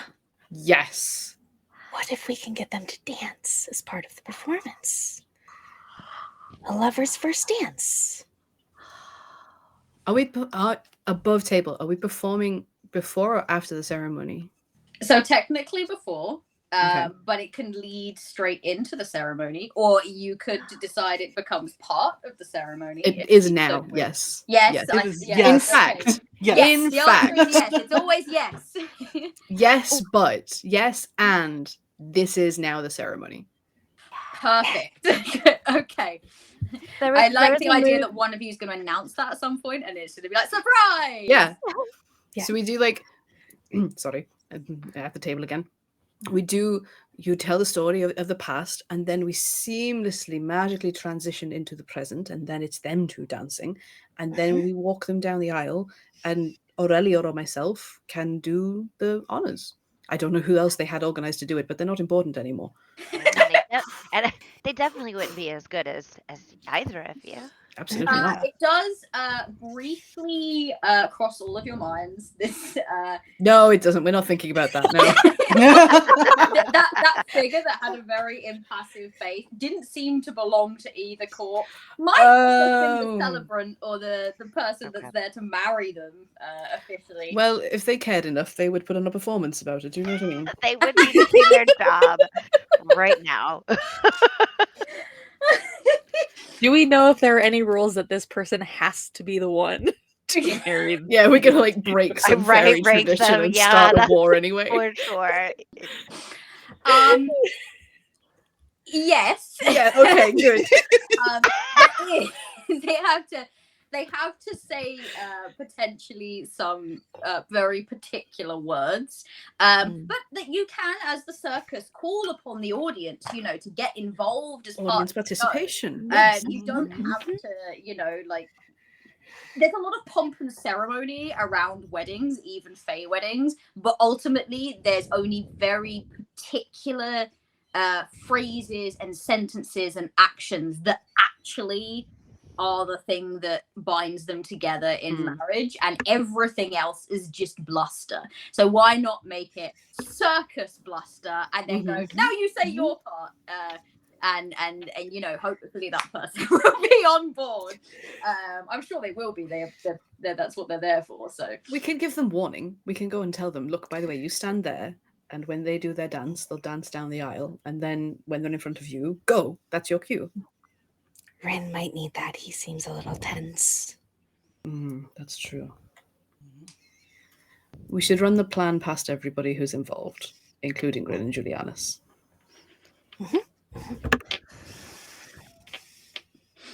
No one else, as far as you're aware, needs to say anything other than this celebrant, and obviously Rin and Julianus need to be present.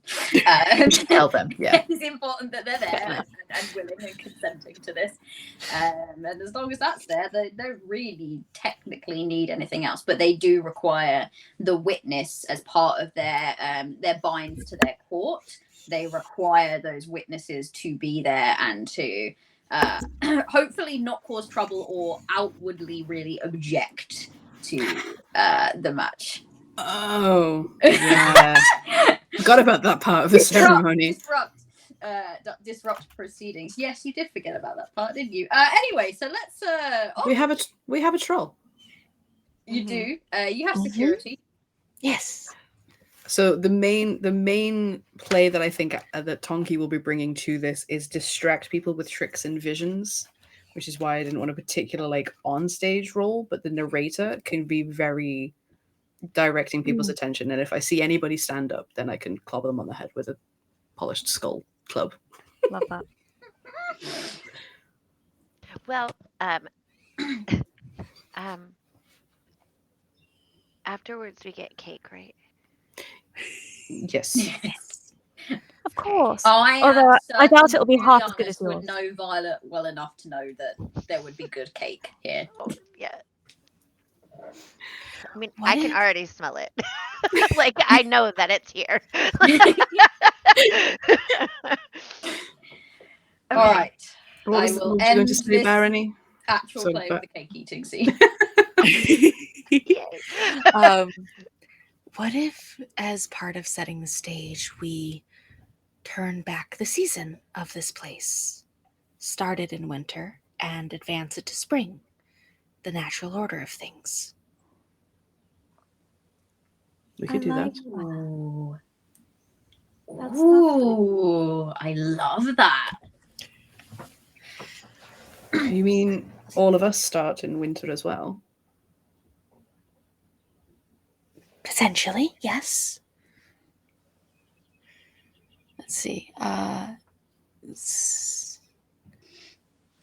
So the move is hold, advance, or turn back the season of this place. So I don't know if that would actually affect us or if it would just affect. I feel the like it would setting. be just the place. Okay. But if we can willingly change as well, then we Mhm. could add to that. Why not? You absolutely Yeah. can. Yeah, I love Add that. to it. Add to this the whole story of it. I think that sounds amazing. We're just gonna casually turn the season back to winter as like the call to get everyone to the circus tent. Like, Well, I show would say that is like when we like are like hands in team break. I'm going to go start like doing that. Well, the first thing we need to do. As the winter starts to set into the place, Violet's just like, oh, I guess that's me. Just starts running off to go and do that. Yeah. So you, as you begin to shift this season, does it require a roll? It does not. It's one of the performance ones, so it requires like a majority unanimity or like a minority kind of a thing. Okay, so then are you all voting that this sounds like, and I won't make you do it twice. The idea of starting in winter and then ending the performance in spring, is this a unanimous decision? Yeah. All right, perfect. Okay, so Barony, you begin to kind of concentrate, and all of you kind of really sort of put forward your energy into this. Each of you kind of has these would say you're very different types of fae, and you have your own speciality over certain things. So the water of this brook begins to kind of ice over. Not a very thick ice, just that kind of sort of like very breakable, fragile ice that gives it like this sheen when the moonlight catches it. And at this point, it has begun to get quite dark. The previously mentioned snowdrops that didn't really know what to do are now very like, oh, back in we go, and they kind of the flowers and the fauna, they kind of begin to subside back into the earth where they had actually been, flourishing and blooming and whatnot. Various animals that have been kind of resting and nesting in this place. Some of them sort of curl up and go to sleep in this sort of like hibernation stage. You've got these kind of like little squirrels that have been happily chewing on nuts, just suddenly kind of like their heads tilt, and it's almost like this sort of like very icy but very beautiful stillness, with this kind of like clinging mist almost descends upon the area. And our lovely Barker and Cooler may begin to go and bring people to the seats, if you so wish. Violet, how are you? And perhaps Aurelia is also helping out, being the host of sort of getting everyone ready. Violet, she's usually like just pretty like busy and very like humble, and when she steps out into where there's obviously at this point very like more and more people have like kind of shuffled in, I would assume, and I stand up in this like, I mean, I would say big voice. It's loud. You can't miss it. It's and it's and we don't have a name. So then I was like, that's why I can't say our name, because we don't have one. And I was like, oh, you that announce the name of your circus, whatever it is. It's now in your power, Holly. You get to decide here and now what it is, and no one can contradict you. I would never do that. Yeah.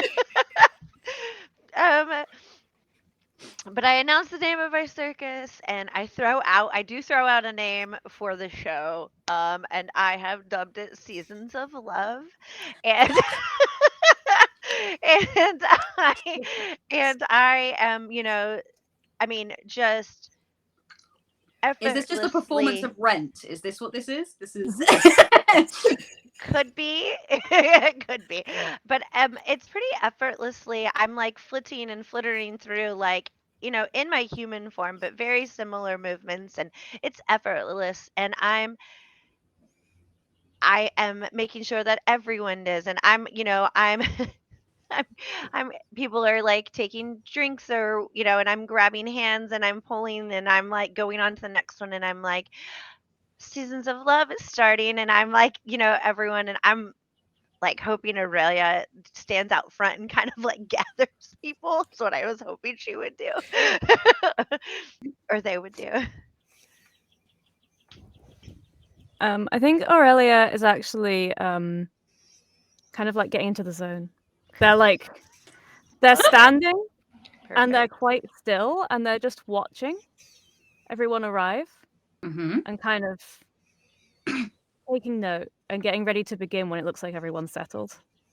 Are you particularly trying to read for any kind of like what the vibe might be, what the audience might be expecting from the show, what particular people might want to see from the show that might endear them to it a little? Yeah, that sounds like a size them up again. That went Yeah, so well last time. I think so.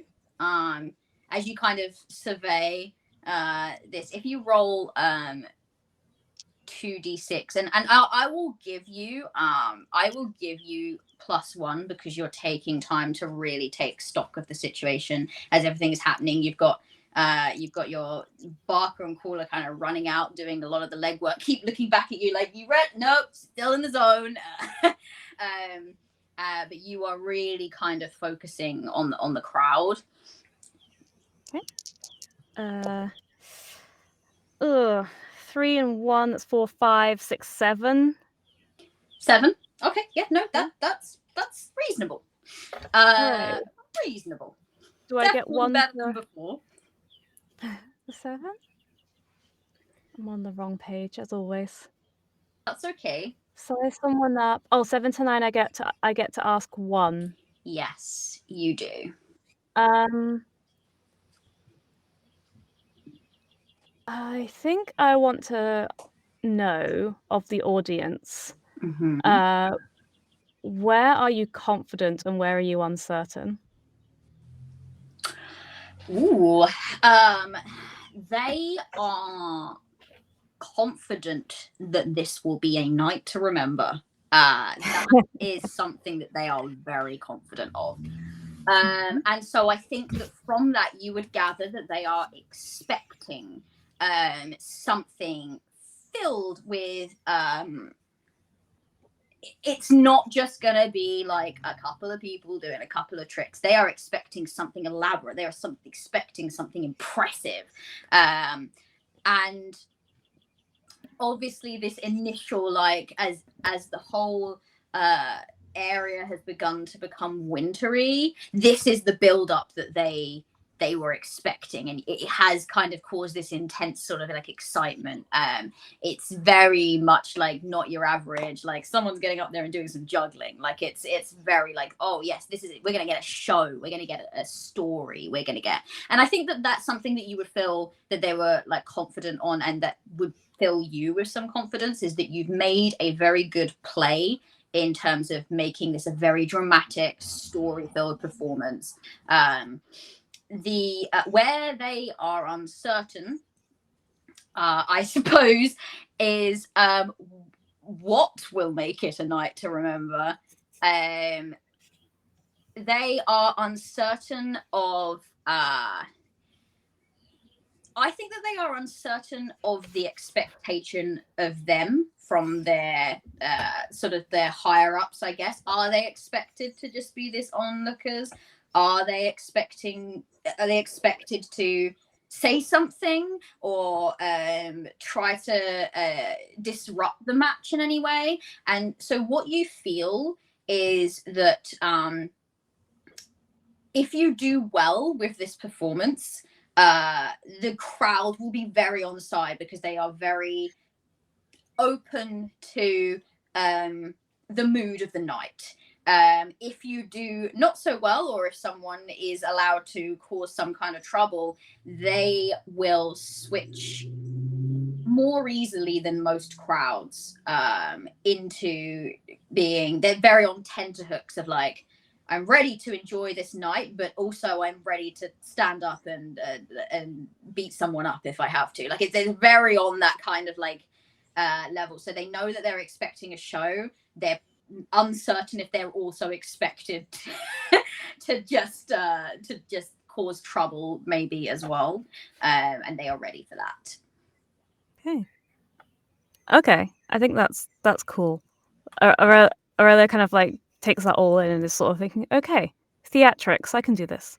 We can do this. And if anyone starts to cause trouble, nip it in the bud. We can also do this.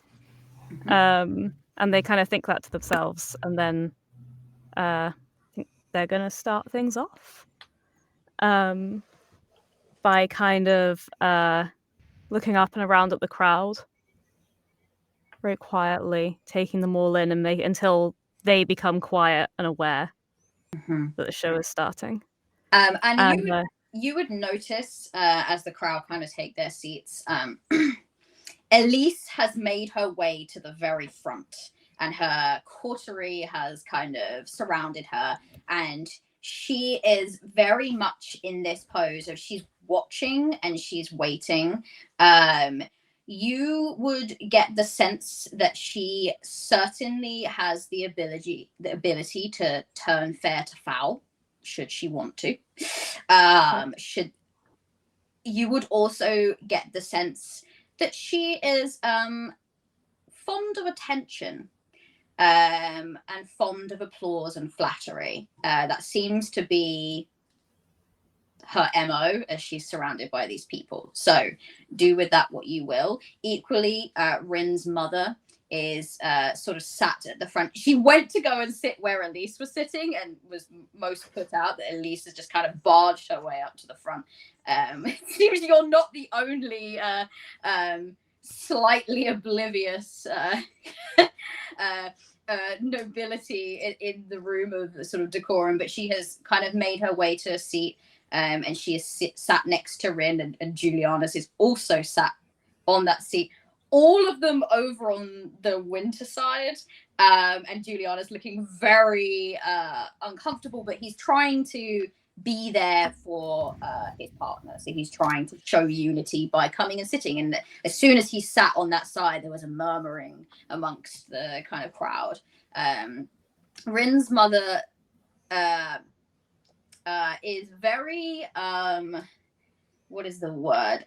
Menacing in stature. So certainly does not seem to be outwardly ready to do anything, but is watching and waiting, clearly not ready to enjoy this performance necessarily. There's a negative outlook. We're coming in with some rose tinted glasses here. Okay, can I do you want me to narrate what I do and then roll, or Yeah. tell you the play and then narrate it? Narrate what you do, but tell me the play, but then just give a little narrative description of what you're gonna do. I'm going to stand regal before them. Perfect. Through this intro. Love it. Okay, so I'm going to walk forward, and as we're switching to winter, this sort of velvet is going to cover up my antlers, as they do in winter, and they're going to step forward and say, "The waters of the frost melt will wash away your cares, cleanse past mistakes, and make you aware of what swells beneath.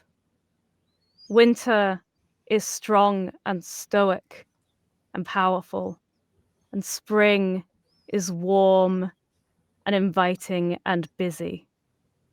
And as I say each of these, I sort of gesture towards the Nightmare Horse, towards Betty, and towards Violet. And I will say, "But one cannot exist without the other. All is cyclical." And I will bring myself up to my full, enormous height and attempt to stand regal before the crowd. All right, so it's the crowd as a whole that you're trying to do this. All right, Yeah. roll your 2d6. I hope these dice don't mess with me again. Okay, that was a 5 plus 2 I've got to stand regal, so that's a 7. Okay, so you may choose 2 of the of what you have. Okay. You can choose whether your choices, so if there are more people here than one, so you've got an entire crowd, you can choose the 2 choices, whether they apply to all of them, only some of them, or a particular one. And you can choose, so like you can have one choice be like, I want that one choice to apply to a particular audience member and the other one to apply to all of them, or whichever way you want to shake it up. But you have a list here. Please do feel free to make your choices. Okay, so I think that throughout all of that, I've kept quite like a serious stoical face.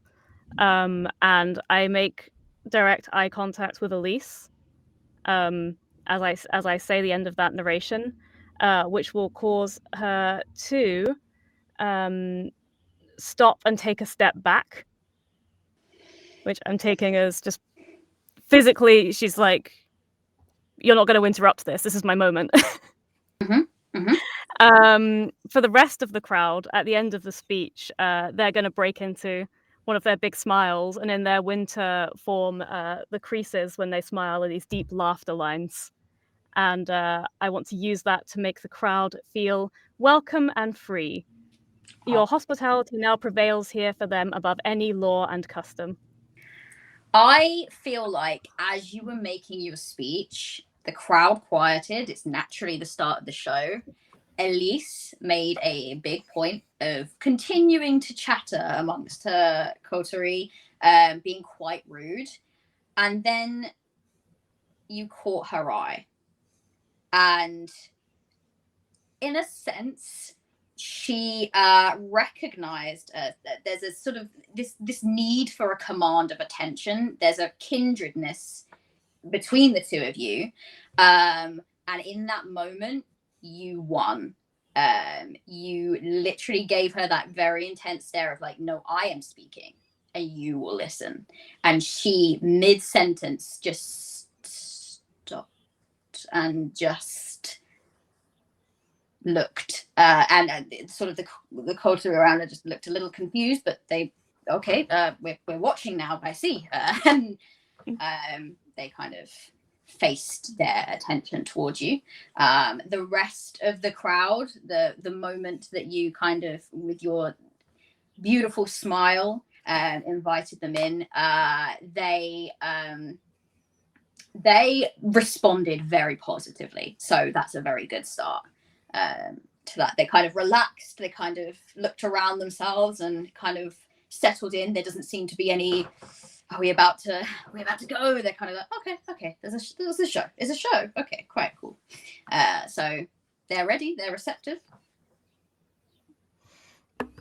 Would you like Then to I hand think over to Aurelia. me, or Yeah, I was about to say, I'll turn to you and kind of nod. okay? As you are stood sort of center stage, I will approach from one side of the stage, and Tonki is in full winter, which for her imagery is churned mud, a lined face and spiky hair, very black, a stained apron, androgynous but enticing. And I want to start with my first move, my first play. I would like to immediately begin to distract this audience with visions and tricks. And I really hope this works. Yes. Well, that jumped out of the box, so it doesn't count. So I'm re-rolling. Okay, that's fine. That's a great re-roll for me. So that's a 3 and a 6, and I have +2 because I made this one of my major ones. So that's a big old hit. So I get to choose 3 things. So I'll tell you how that happens narratively. Yes, go for it. As I approach from the side, I make something appear from nowhere. And what that is that I make a beautiful frost-covered rose appear in Aurelia's hands, and a bright red amaryllis appear in my hand. And as I approach across the stage clearing, wherever we've set up, several more appear in the hands of the audience members. And this is a winter flower and a spring flower, or like a frost melt flower. And I want them to appear randomly so that some of the winter court end up with spring flowers and some have winter flowers, and some of the spring court have winter flowers. And as I approach and begin telling the story, ready to introduce our major performers, when I reach Aurelia, I place the amaryllis in her hand and take the rose from her. And so we have swapped. And as that happens, that single bloom just erupts into a bouquet of flowers in both of our arms. And then I begin telling this old story that we uncovered of a king and a queen who may not have loved each other, but had a duty to one another and to the rest of the world to make this cycle spin seamlessly and regularly. And then I will stand back and sweep my arms out with a great bow and allow the dance to begin. Ooh, that's so good. Do you have one small question? Do you have any, is it completely random, or is there any particular members of the audience that you would like to receive a winter flower or a spring flower? I want Julianus and Rin to receive each other's court's flowers. Mm-hmm. All And right. I have like, I'm going to kind of hold on to the other two and make them happen later during the performance, if that is okay, Mistress of Ceremonies. Of course, it is absolutely fine. All right. So what is happening next? You said the dance. So this is Julianus and Rin that you want to No. So this is Betty and Betty and Violet. Yes. With I was like, it's one of the King and dance. queen. Dance. yes. And with the barony able to provide the ambiance. The ambiance. Okay, so I will go to the three of you and decide if you can tell me if you are trying to make a specific play or what you are specifically doing. So let's start with, does anyone particularly want to go first?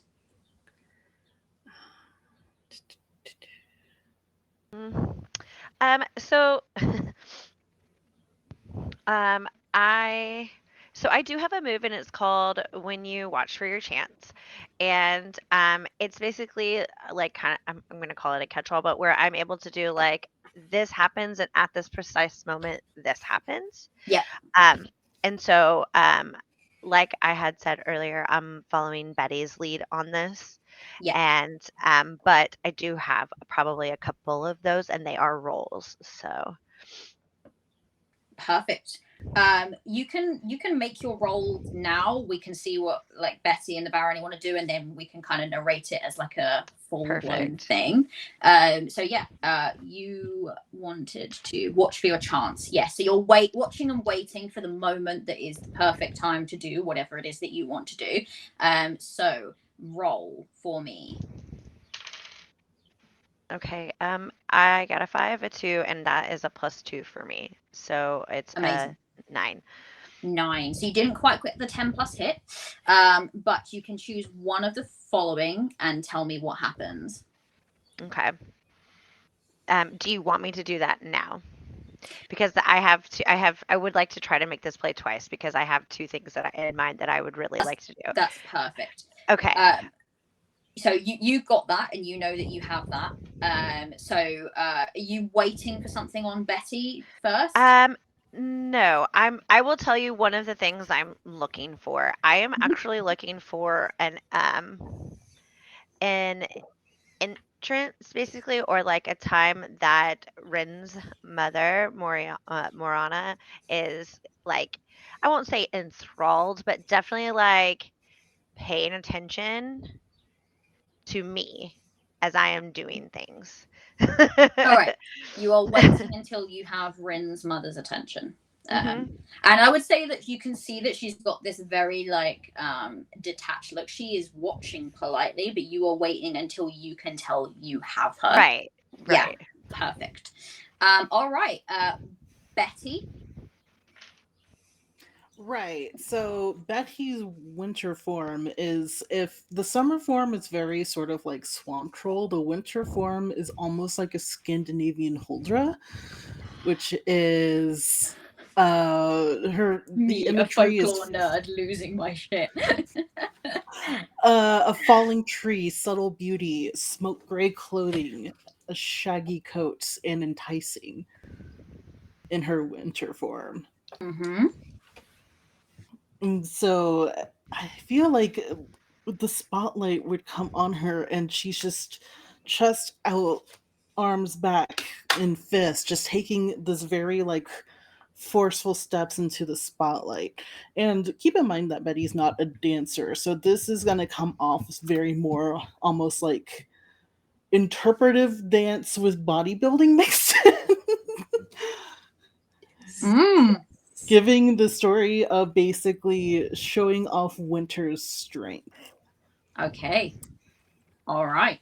Are you making any kind of particular play while you do this? I'm debating because most of mine involve causing bodily harm to people, and I don't want to do that. Please don't. Violet wants to survive. Yeah. Gonna throw me to the moon. Well, I mean, punching Rin's mother in the face will get her attention. Save that for Elise. Yeah. Yeah, I will save my moves. If anything happens, I'm ready to fight, basically. Let's just see if I can find like a like I kind of want to like tower over someone, but I don't know if that's quite the move I want to make. There is a circus play that's captivate a specific audience member. Ooh, yes, maybe that's a good idea. Yes, I'm looking at the circus. Ah, yeah, you're right. Yeah. Yes. Look at us learning about this game live on stream. So, would you like to try to captivate someone by name, or would you like to captivate the audience as a whole? As you kind of step on and everyone's like, ooh, what are they going to do? Is this going to be dance? Is this going to be these feats of strength? What are we, what would you, do you think that you would try to go for the audience as a whole? Or do you think that Betty would target a specific audience member? Bear in mind that I will allow for the fact that you might have discussed this as your characters, not having actually had the conversation, but if you want to have said that you've kind of decided that, then that's fine. I part of me kind of, and this depends on what Violet was going to do, but part of me wants to call attention to Elise. I feel like you would see that you would see that Violet is very much watching Rin's mother. But that doesn't necessarily mean that you don't do anything different. But equally, Aurelia's vibe is very much like watching Elise and watching what's going on there, because Elise is looking a little put out at this point. She's lost the first battle, but there is an entire war to get through. So she's very much looking for the next opportunity to cause a problem, perhaps. So either way would work. Yeah, I feel like I kind of want to do like feats of strength with Elise as sort of like, I want to be able to like lift her up and basically like almost like a dance, but very much like, like tossing her up in the air and being able to catch her one-handed and twirling her around like a whole bunch. Okay, so that could be to captivate someone by name, or it could be to, in a sense, it could be to make the audience dance to your tune, but just with this very specific audience member, and like draw them out, as it were, and say, "Hey, you, get up!" Yeah.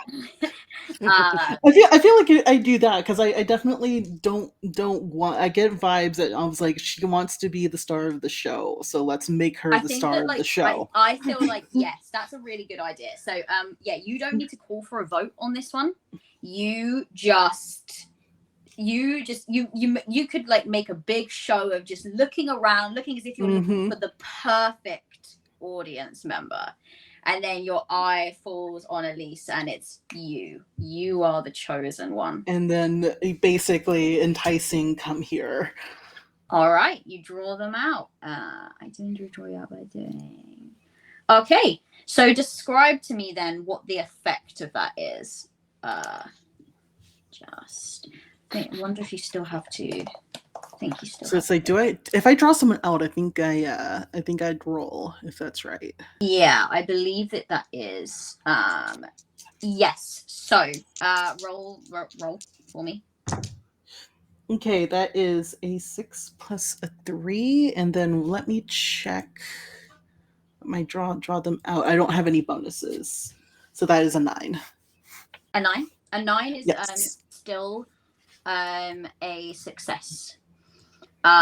So you get to ask a question, but I will also say that as you are kind of asking this question and figuring them out, you also get to draw them out from the audience physically and perform your feats of strength. So please do have a look at the questions in Draw Someone Out and see if you can get a read on Elise at the moment.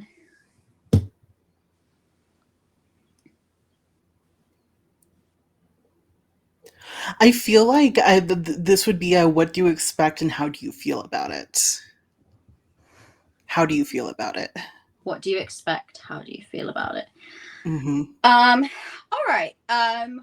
Honestly, I think that as you kind of lock eyes with Elise, there is a flicker of surprise there. Elise was expecting to have to command attention and to have to draw attention to her cause.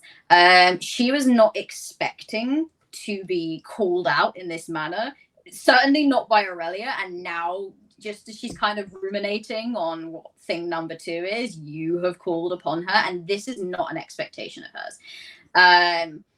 In doing so, you realize from her reaction that she craves from the circus attention, applause, and flattery. You get this sense that her grief over not being chosen is not born out of any real grief or love. It was, she considered herself an important person, and this choosing of someone else has very much put her in a place as second to someone else, which is not a feeling that she enjoys. It is born out of a very narcissistic need to be the center of attention. And really that makes her the easiest audience member of all, because the moment that she has a go at being the center of attention, this will perhaps quell any feeling that she will need to create that situation herself. So basically, you made the right move in doing that. Her features, she's surprised, and then she is graced with this blissful smile, and she freely gives you this sort of real, honest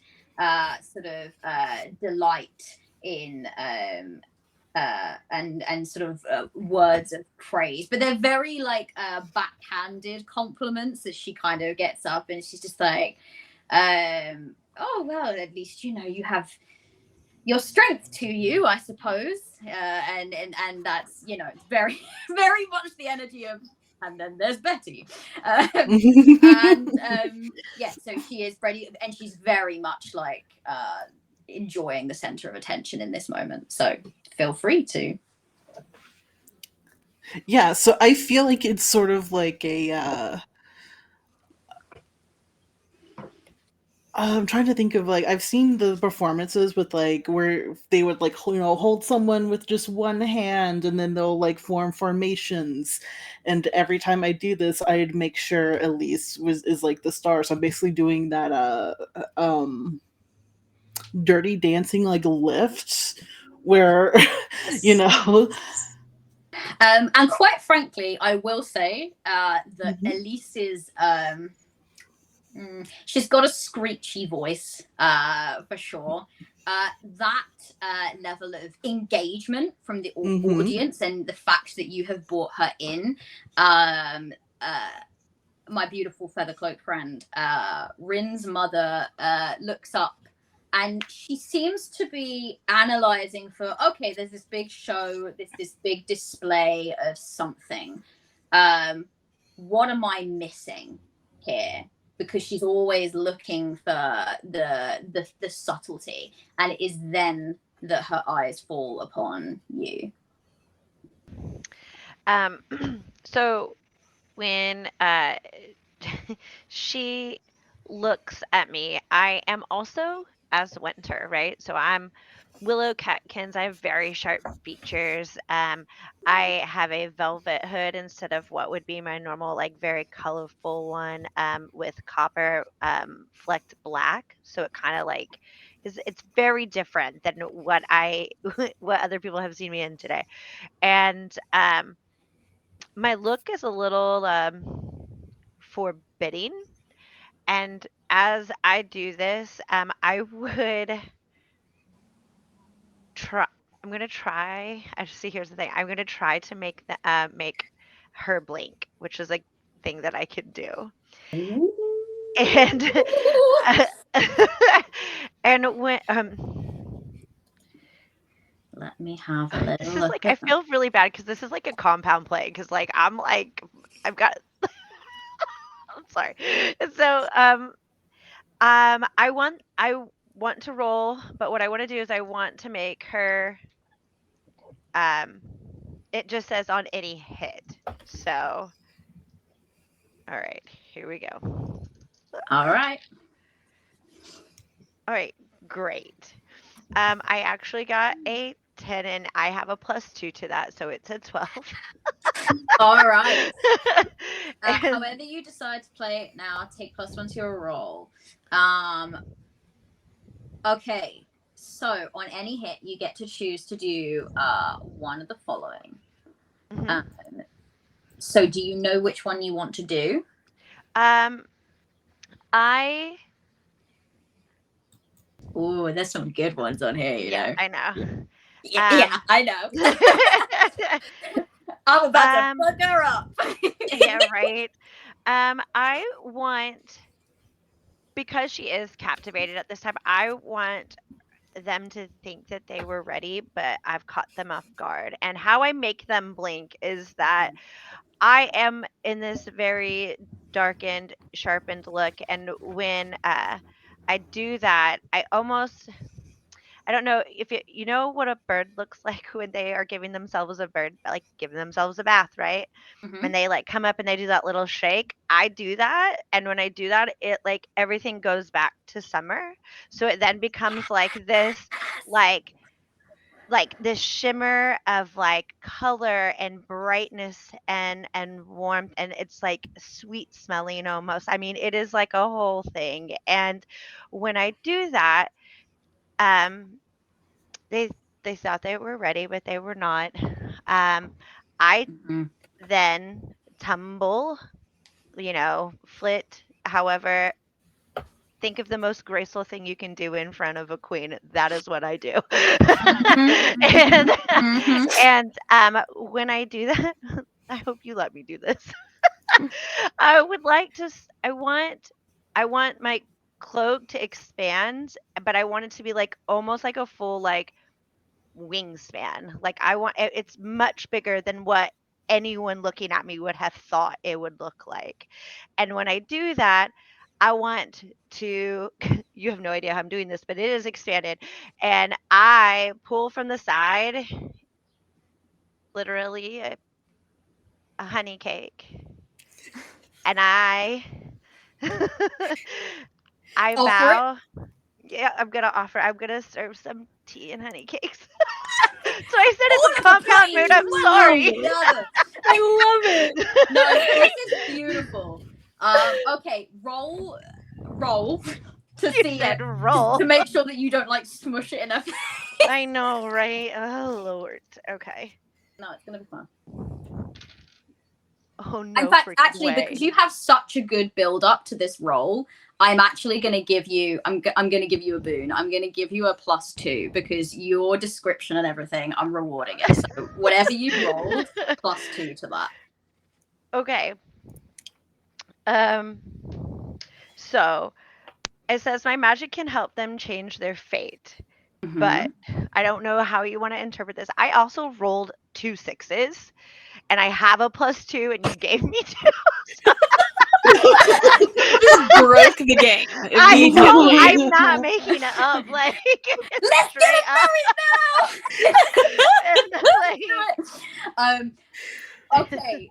Well, we'll go with the barony and what the barony is going to do in just a moment because we got to get everyone No in on this. We worries, got to no get everyone worries. involved. I'm sorry. No pressure. Don't fuck this up, barony.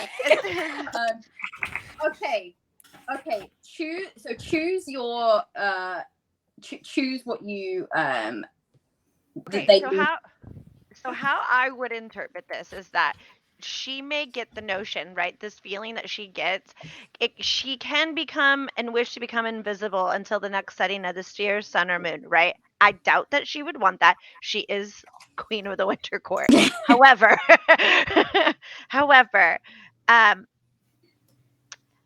I don't want to take the control from her, but I was hoping that because I did roll so well, that that I would progress her towards summer, but not literally. Like emotionally. No, I want. No, I this is good. This is good. This is good stuff. This is good stuff.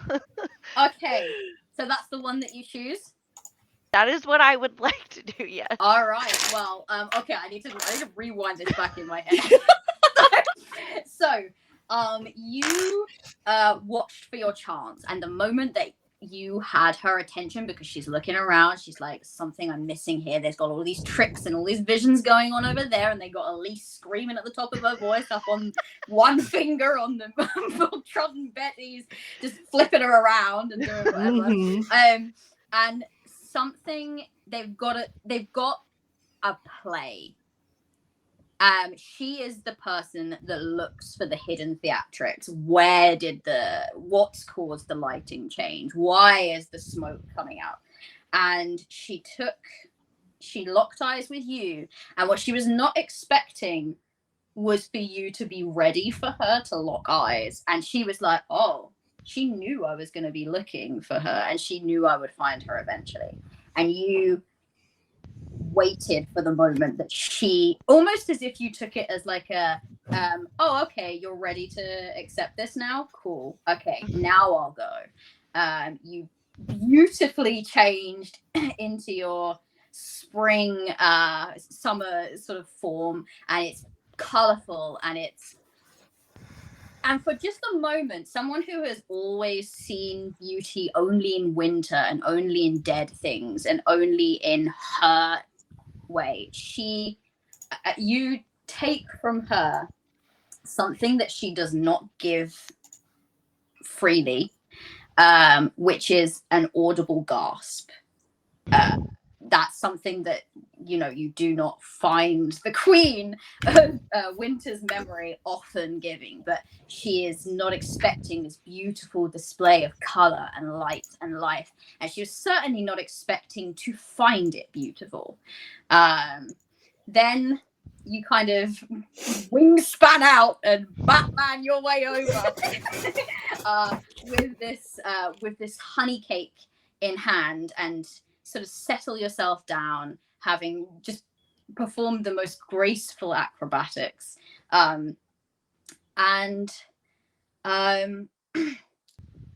feel as if you see she locks eyes with you, and there's a moment where the entire audience kind of tense, and Rin and Julianus are locked next to her, and she now emotionally gives you a really long look, and then her lip quirks, and she just takes the smallest piece of this honey cake and just pops it in her mouth. And then she kind of she kind of like sits back, and her eyes sweep over the audience where everyone is looking at her, and she, because one of her plays is to beckon, she beckons back at the stage as if to say, you're all being very rude, watch the fucking show. And everyone back. Oh yeah, sorry. So the Barony, you are supporting this entire performance with your beautiful water tricks. I want to know. I'm so excited. This has been the best show ever. So I really want to know how this takes place. So the Barony has been kind of using these water tricks to further support the idea that the stage that they're on is the spring that they're in, is the original setting of this story that they have learned, to support the narration. And at appropriate times, as a backdrop to Betty, water is kind of like springing up and dancing behind them. And Barony's doing this kind of at the edges, keeping themselves away and in the shadows, and they are waiting for the moment where winter needs to become spring before they would like to approach Julianus and Rin to draw them onto the stage for the next part. Mm-hmm. I love that. And yes, obviously with as Feathercloak sort of offers this honey cake and has become spring, the place around you almost it's you had this magic in place that it would begin to shift, but it almost kind of does it itself, as if it's kind of responding to the energy and the way that everything is kind of relaxing and melting into happiness, and the audience are really enjoying the show at this point. And these snowdrops start to sort of bud up out of the ground. Everyone is wearing these little floral arrangements in their hair, and they begin to bloom. The trees that had kind of shed themselves of leaves, you see these little buds start to spring out, and the water along the babbling brook begins to flow again. And you take that, you almost sort of, you kind of gave the place its cue to become winter. It's now giving you the cue for everything to become spring, and for you to invite this couple up. And this the birds of the place, this sort of like, when twilight hits, and that's when like the birds start singing, they begin to sing, but it almost sounds like a tune. It sounds like it has melody and chorus to it. Like the place itself is kind of blessing this marriage. And Rin and Julianus, gobsmacked as they are that Rin's mother has kind of accepted this honey cake and is eating at it, and she kind of like, when she thinks no one is looking, she's like and just kind of to herself, like and Rin and Julianus kind of head up to the stage. Rin, you get the sense that he would not normally be comfortable with this, but he's so taken in by the moment that he kind of just allows it to happen, and so in love with the happiness that his partner is at the idea of dancing with him. And they head up to the stage, and I'm guessing this is kind of drawing to the end of your show. Yeah. So Tonki, you kind of finish off with this kind of narrating the end of the story, and everyone is clapping, and even Elise is looking like, oh, well, I did have fun, I guess. us. The last element that I would like to add. Yeah. They dance, and as they come up, they're still holding their flowers that I gave them. And during the course of the dance, I want them to. The thing that I can do is have something disappear and reappear. I would like those flowers to reappear in each other's hands so that they have swapped, and then they bloom into a massive bouquet, just as mine and Aurelia's did. And finally, at the end of their dance, at the climax of the music and the climax of the story, they both turn into birds and fly away into the sky. Like a winter bird and a spring bird. Yeah. Oh my! I cannot. Yeah, I'm just like I'm gonna cry. And as these birds kind of fly away, this enigmatic figure who you'd all decided was not someone that you wanted to be part of this at all. Not important. Kind of gets up and goes, is it my turn to say something? Is that all the right time? I'm Mother Moth Flutter, by the way. Not that any of you care. And she gets up, and she kind of makes her way over, and she kind of looks around at the audience. She says, whispers to Juliana something. Now seems like the best time to do this. And she begins the ceremony, and it immediately kind of and it's a success. Tonki, the pressure is off of your shoulders. I really do want to get a sense of if there is anything that you would like your characters to resolve before we wrap up. We have kind of reached the end of our time. But is there anything very pressing that your characters wanted to kind of have done as the evening, the show is over and it's evolved into party, and obviously there is cake and it's delicious. Yes. And you all have a piece, but particularly Violet May has, Julianus is just shoveling cake onto Violet May's plate as this evening becomes an evening of celebration and love. Did anyone have anything that they think that their characters would specifically do or specifically want to say before we kind of wrap up? Yeah, I think Aurelia actually gets the cake for Violet. Says, "Oh, this one," she tells Julianus, like, pile up lots of cake on this one. It's for Violet. She loves cake." And they'll bring it over to Violet and say, you can't hide from me. Everyone else might have been watching Elise getting thrown up in the air, but I saw the way you captured the Queen's attention. You really are just remarkable." And then I hand them the cake, and then I panic and I go, "Well, I must go mingle." Let's scurry away. Awkward gay flirting about. Incredible. Love it. I don't have anything to wrap up. I want to leave it open-ended because I want to play this again. There is one thing. I suppose I'll make it canon if that's okay with everyone.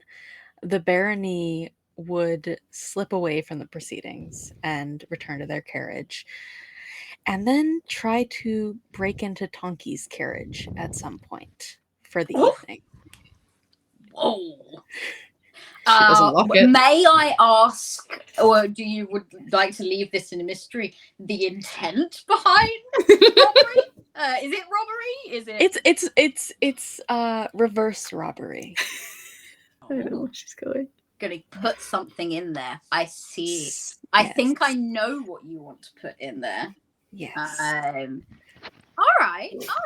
And do you want to go any further with that, or are you just happy to leave it as I have given Tonki something?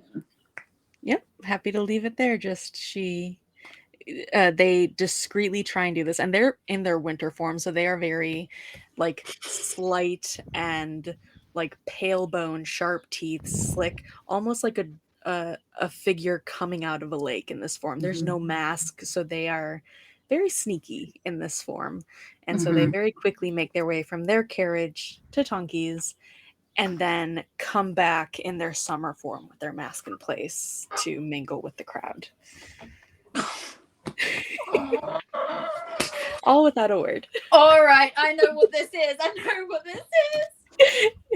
Okay, Betty, what are you doing? Come on, and Violet May as well. What? I guess you're eating a lot of cake. I'm definitely eating All the cake, cake. yes. I would though, just because the queen and I had shared a moment. If ever there was a moment, I'd like to look for that to cut into dance if she has decided to participate.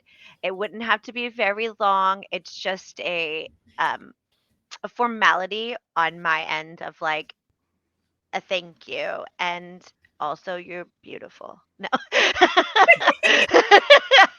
I'm Also, not are like trying to you get with the queen. I just free want to tomorrow flirt with her evening? maybe a little bit if she was open to it.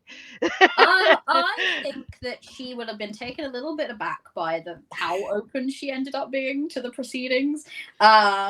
She will be standing very much off to the side. However, the two things that she will have done. First of all, at one point in the evening, she would have caught Aurelia's eye and given her a smile, as if to say, "We're good. It's okay."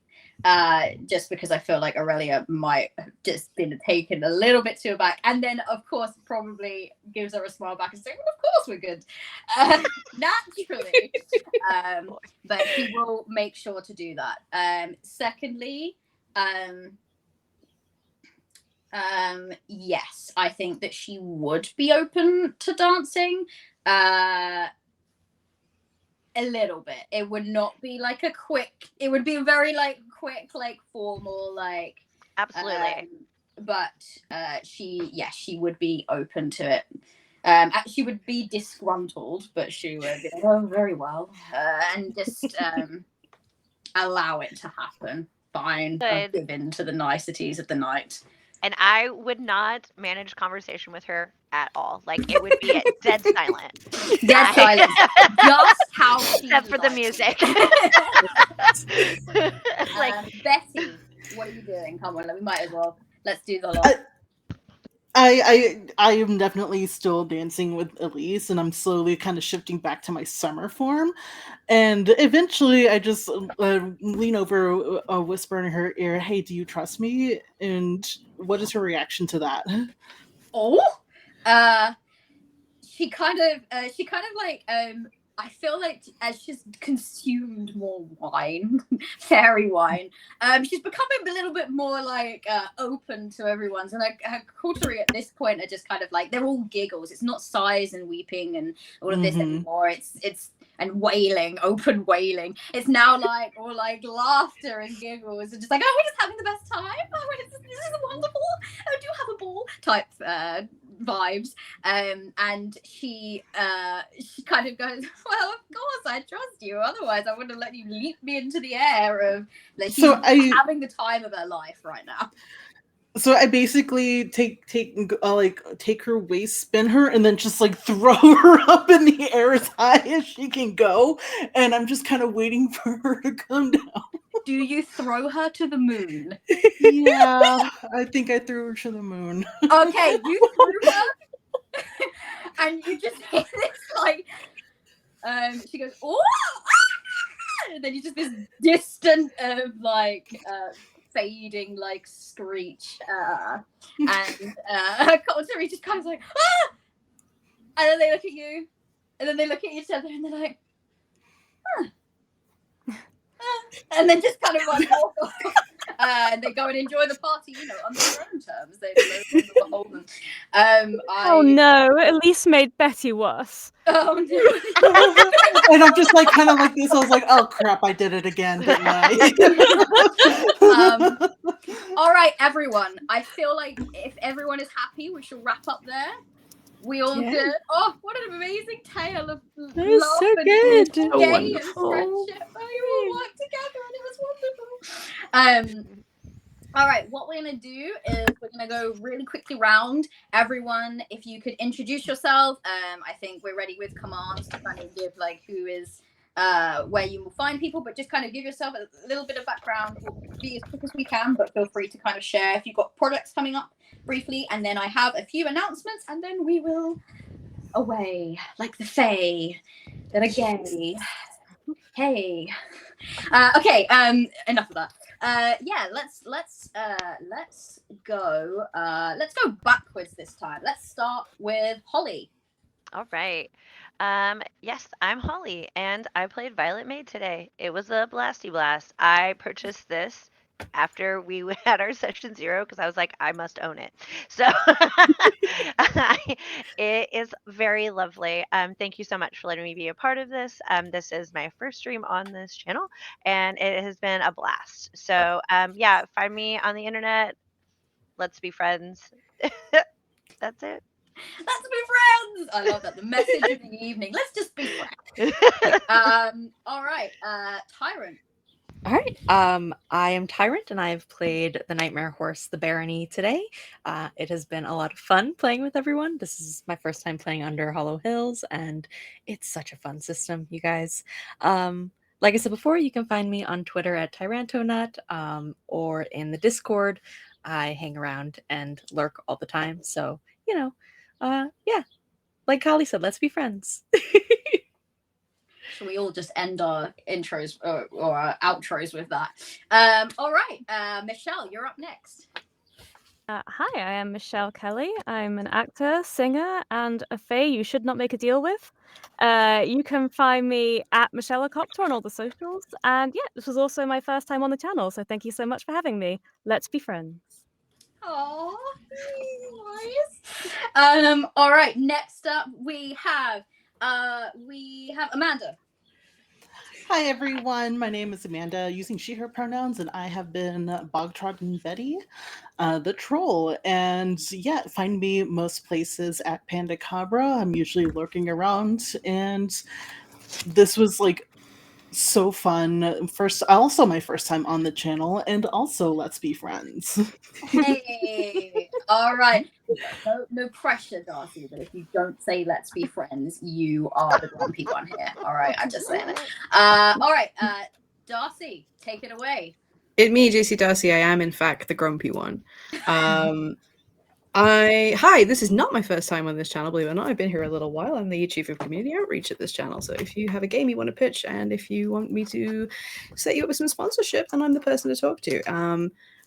It's been so wonderful to welcome all these new people. And when people get it, and when people just have so much fun and dive in, it's a beautiful, wonderful thing. So if you're watching this and think, I would like to be part of that, please do. Our casting calls are out every weekend. They're coming thick and fast now.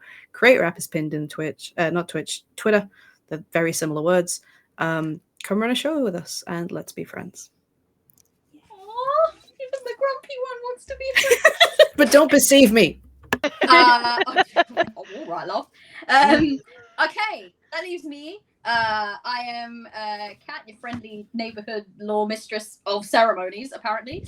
And I have been running today's chaotic quest for love. I can be found most places, Law Mistress 93. I've been a lot of APs. I'm not going to go through them now because I'll get caught up in it and then we'll still be here in 20 minutes time. But please do come and find me on Twitter. I'm on the Girls Run These Worlds server as well. So yeah, let's be friends. That one is so disingenuous. I meant it, everyone. I would like to be friends. I have a couple of announcements. We have, so this was one of many Pride one-shots that are going to be going on this channel over the course of June. We have, if you enjoyed this, then I think you will definitely enjoy Vampire the Masquerade Disco is Dead, because that sounds flipping awesome. That's going to be with Michaela. Thirsty Sword Lesbians with Ella. Cypher Out of the Closet with Mo. Oh my god. And then Trash Pals. Trash Pals is made by a fellow UK creator. And so honestly, so much chaos in all of those, I think. So if you're here for some queer chaos like we have witnessed tonight, then you will definitely get those other four. So definitely listen out for announcements and check those out. Our third zine that is for Girls Write These Worlds has been released on itch.io. It was released on June the 15th. And you should definitely go and check that out, because here, Girls Run These Worlds, Girls Write These Worlds, we love Pride Month. We love the gays. We are the gays. We're mostly gays. So we love to support gays. And so the zine allows us to kind of showcase some really amazing rainbow community sort of writers, artists, the lot. So definitely check those out. And we have our Juneteenth game as well coming up. That's Tomorrow. to be tomorrow, yes. Juneteenth. And that's going to be with Arnica, who we absolutely adore, Ava, Anita, Sumiko, and Lily Lescribe. Such a cracking cast, and even more cracking GM. You should absolutely come and give that a watch tomorrow. We're all very excited.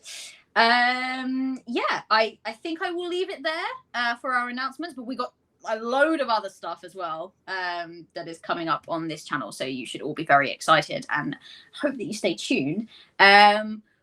We have been Under Hollow Hills. Check the game out, buy it if you love it, and we will see you when we see you. Everyone keeps telling me I've got a picture series, maybe, but you know, I'll check the schedule. Bye.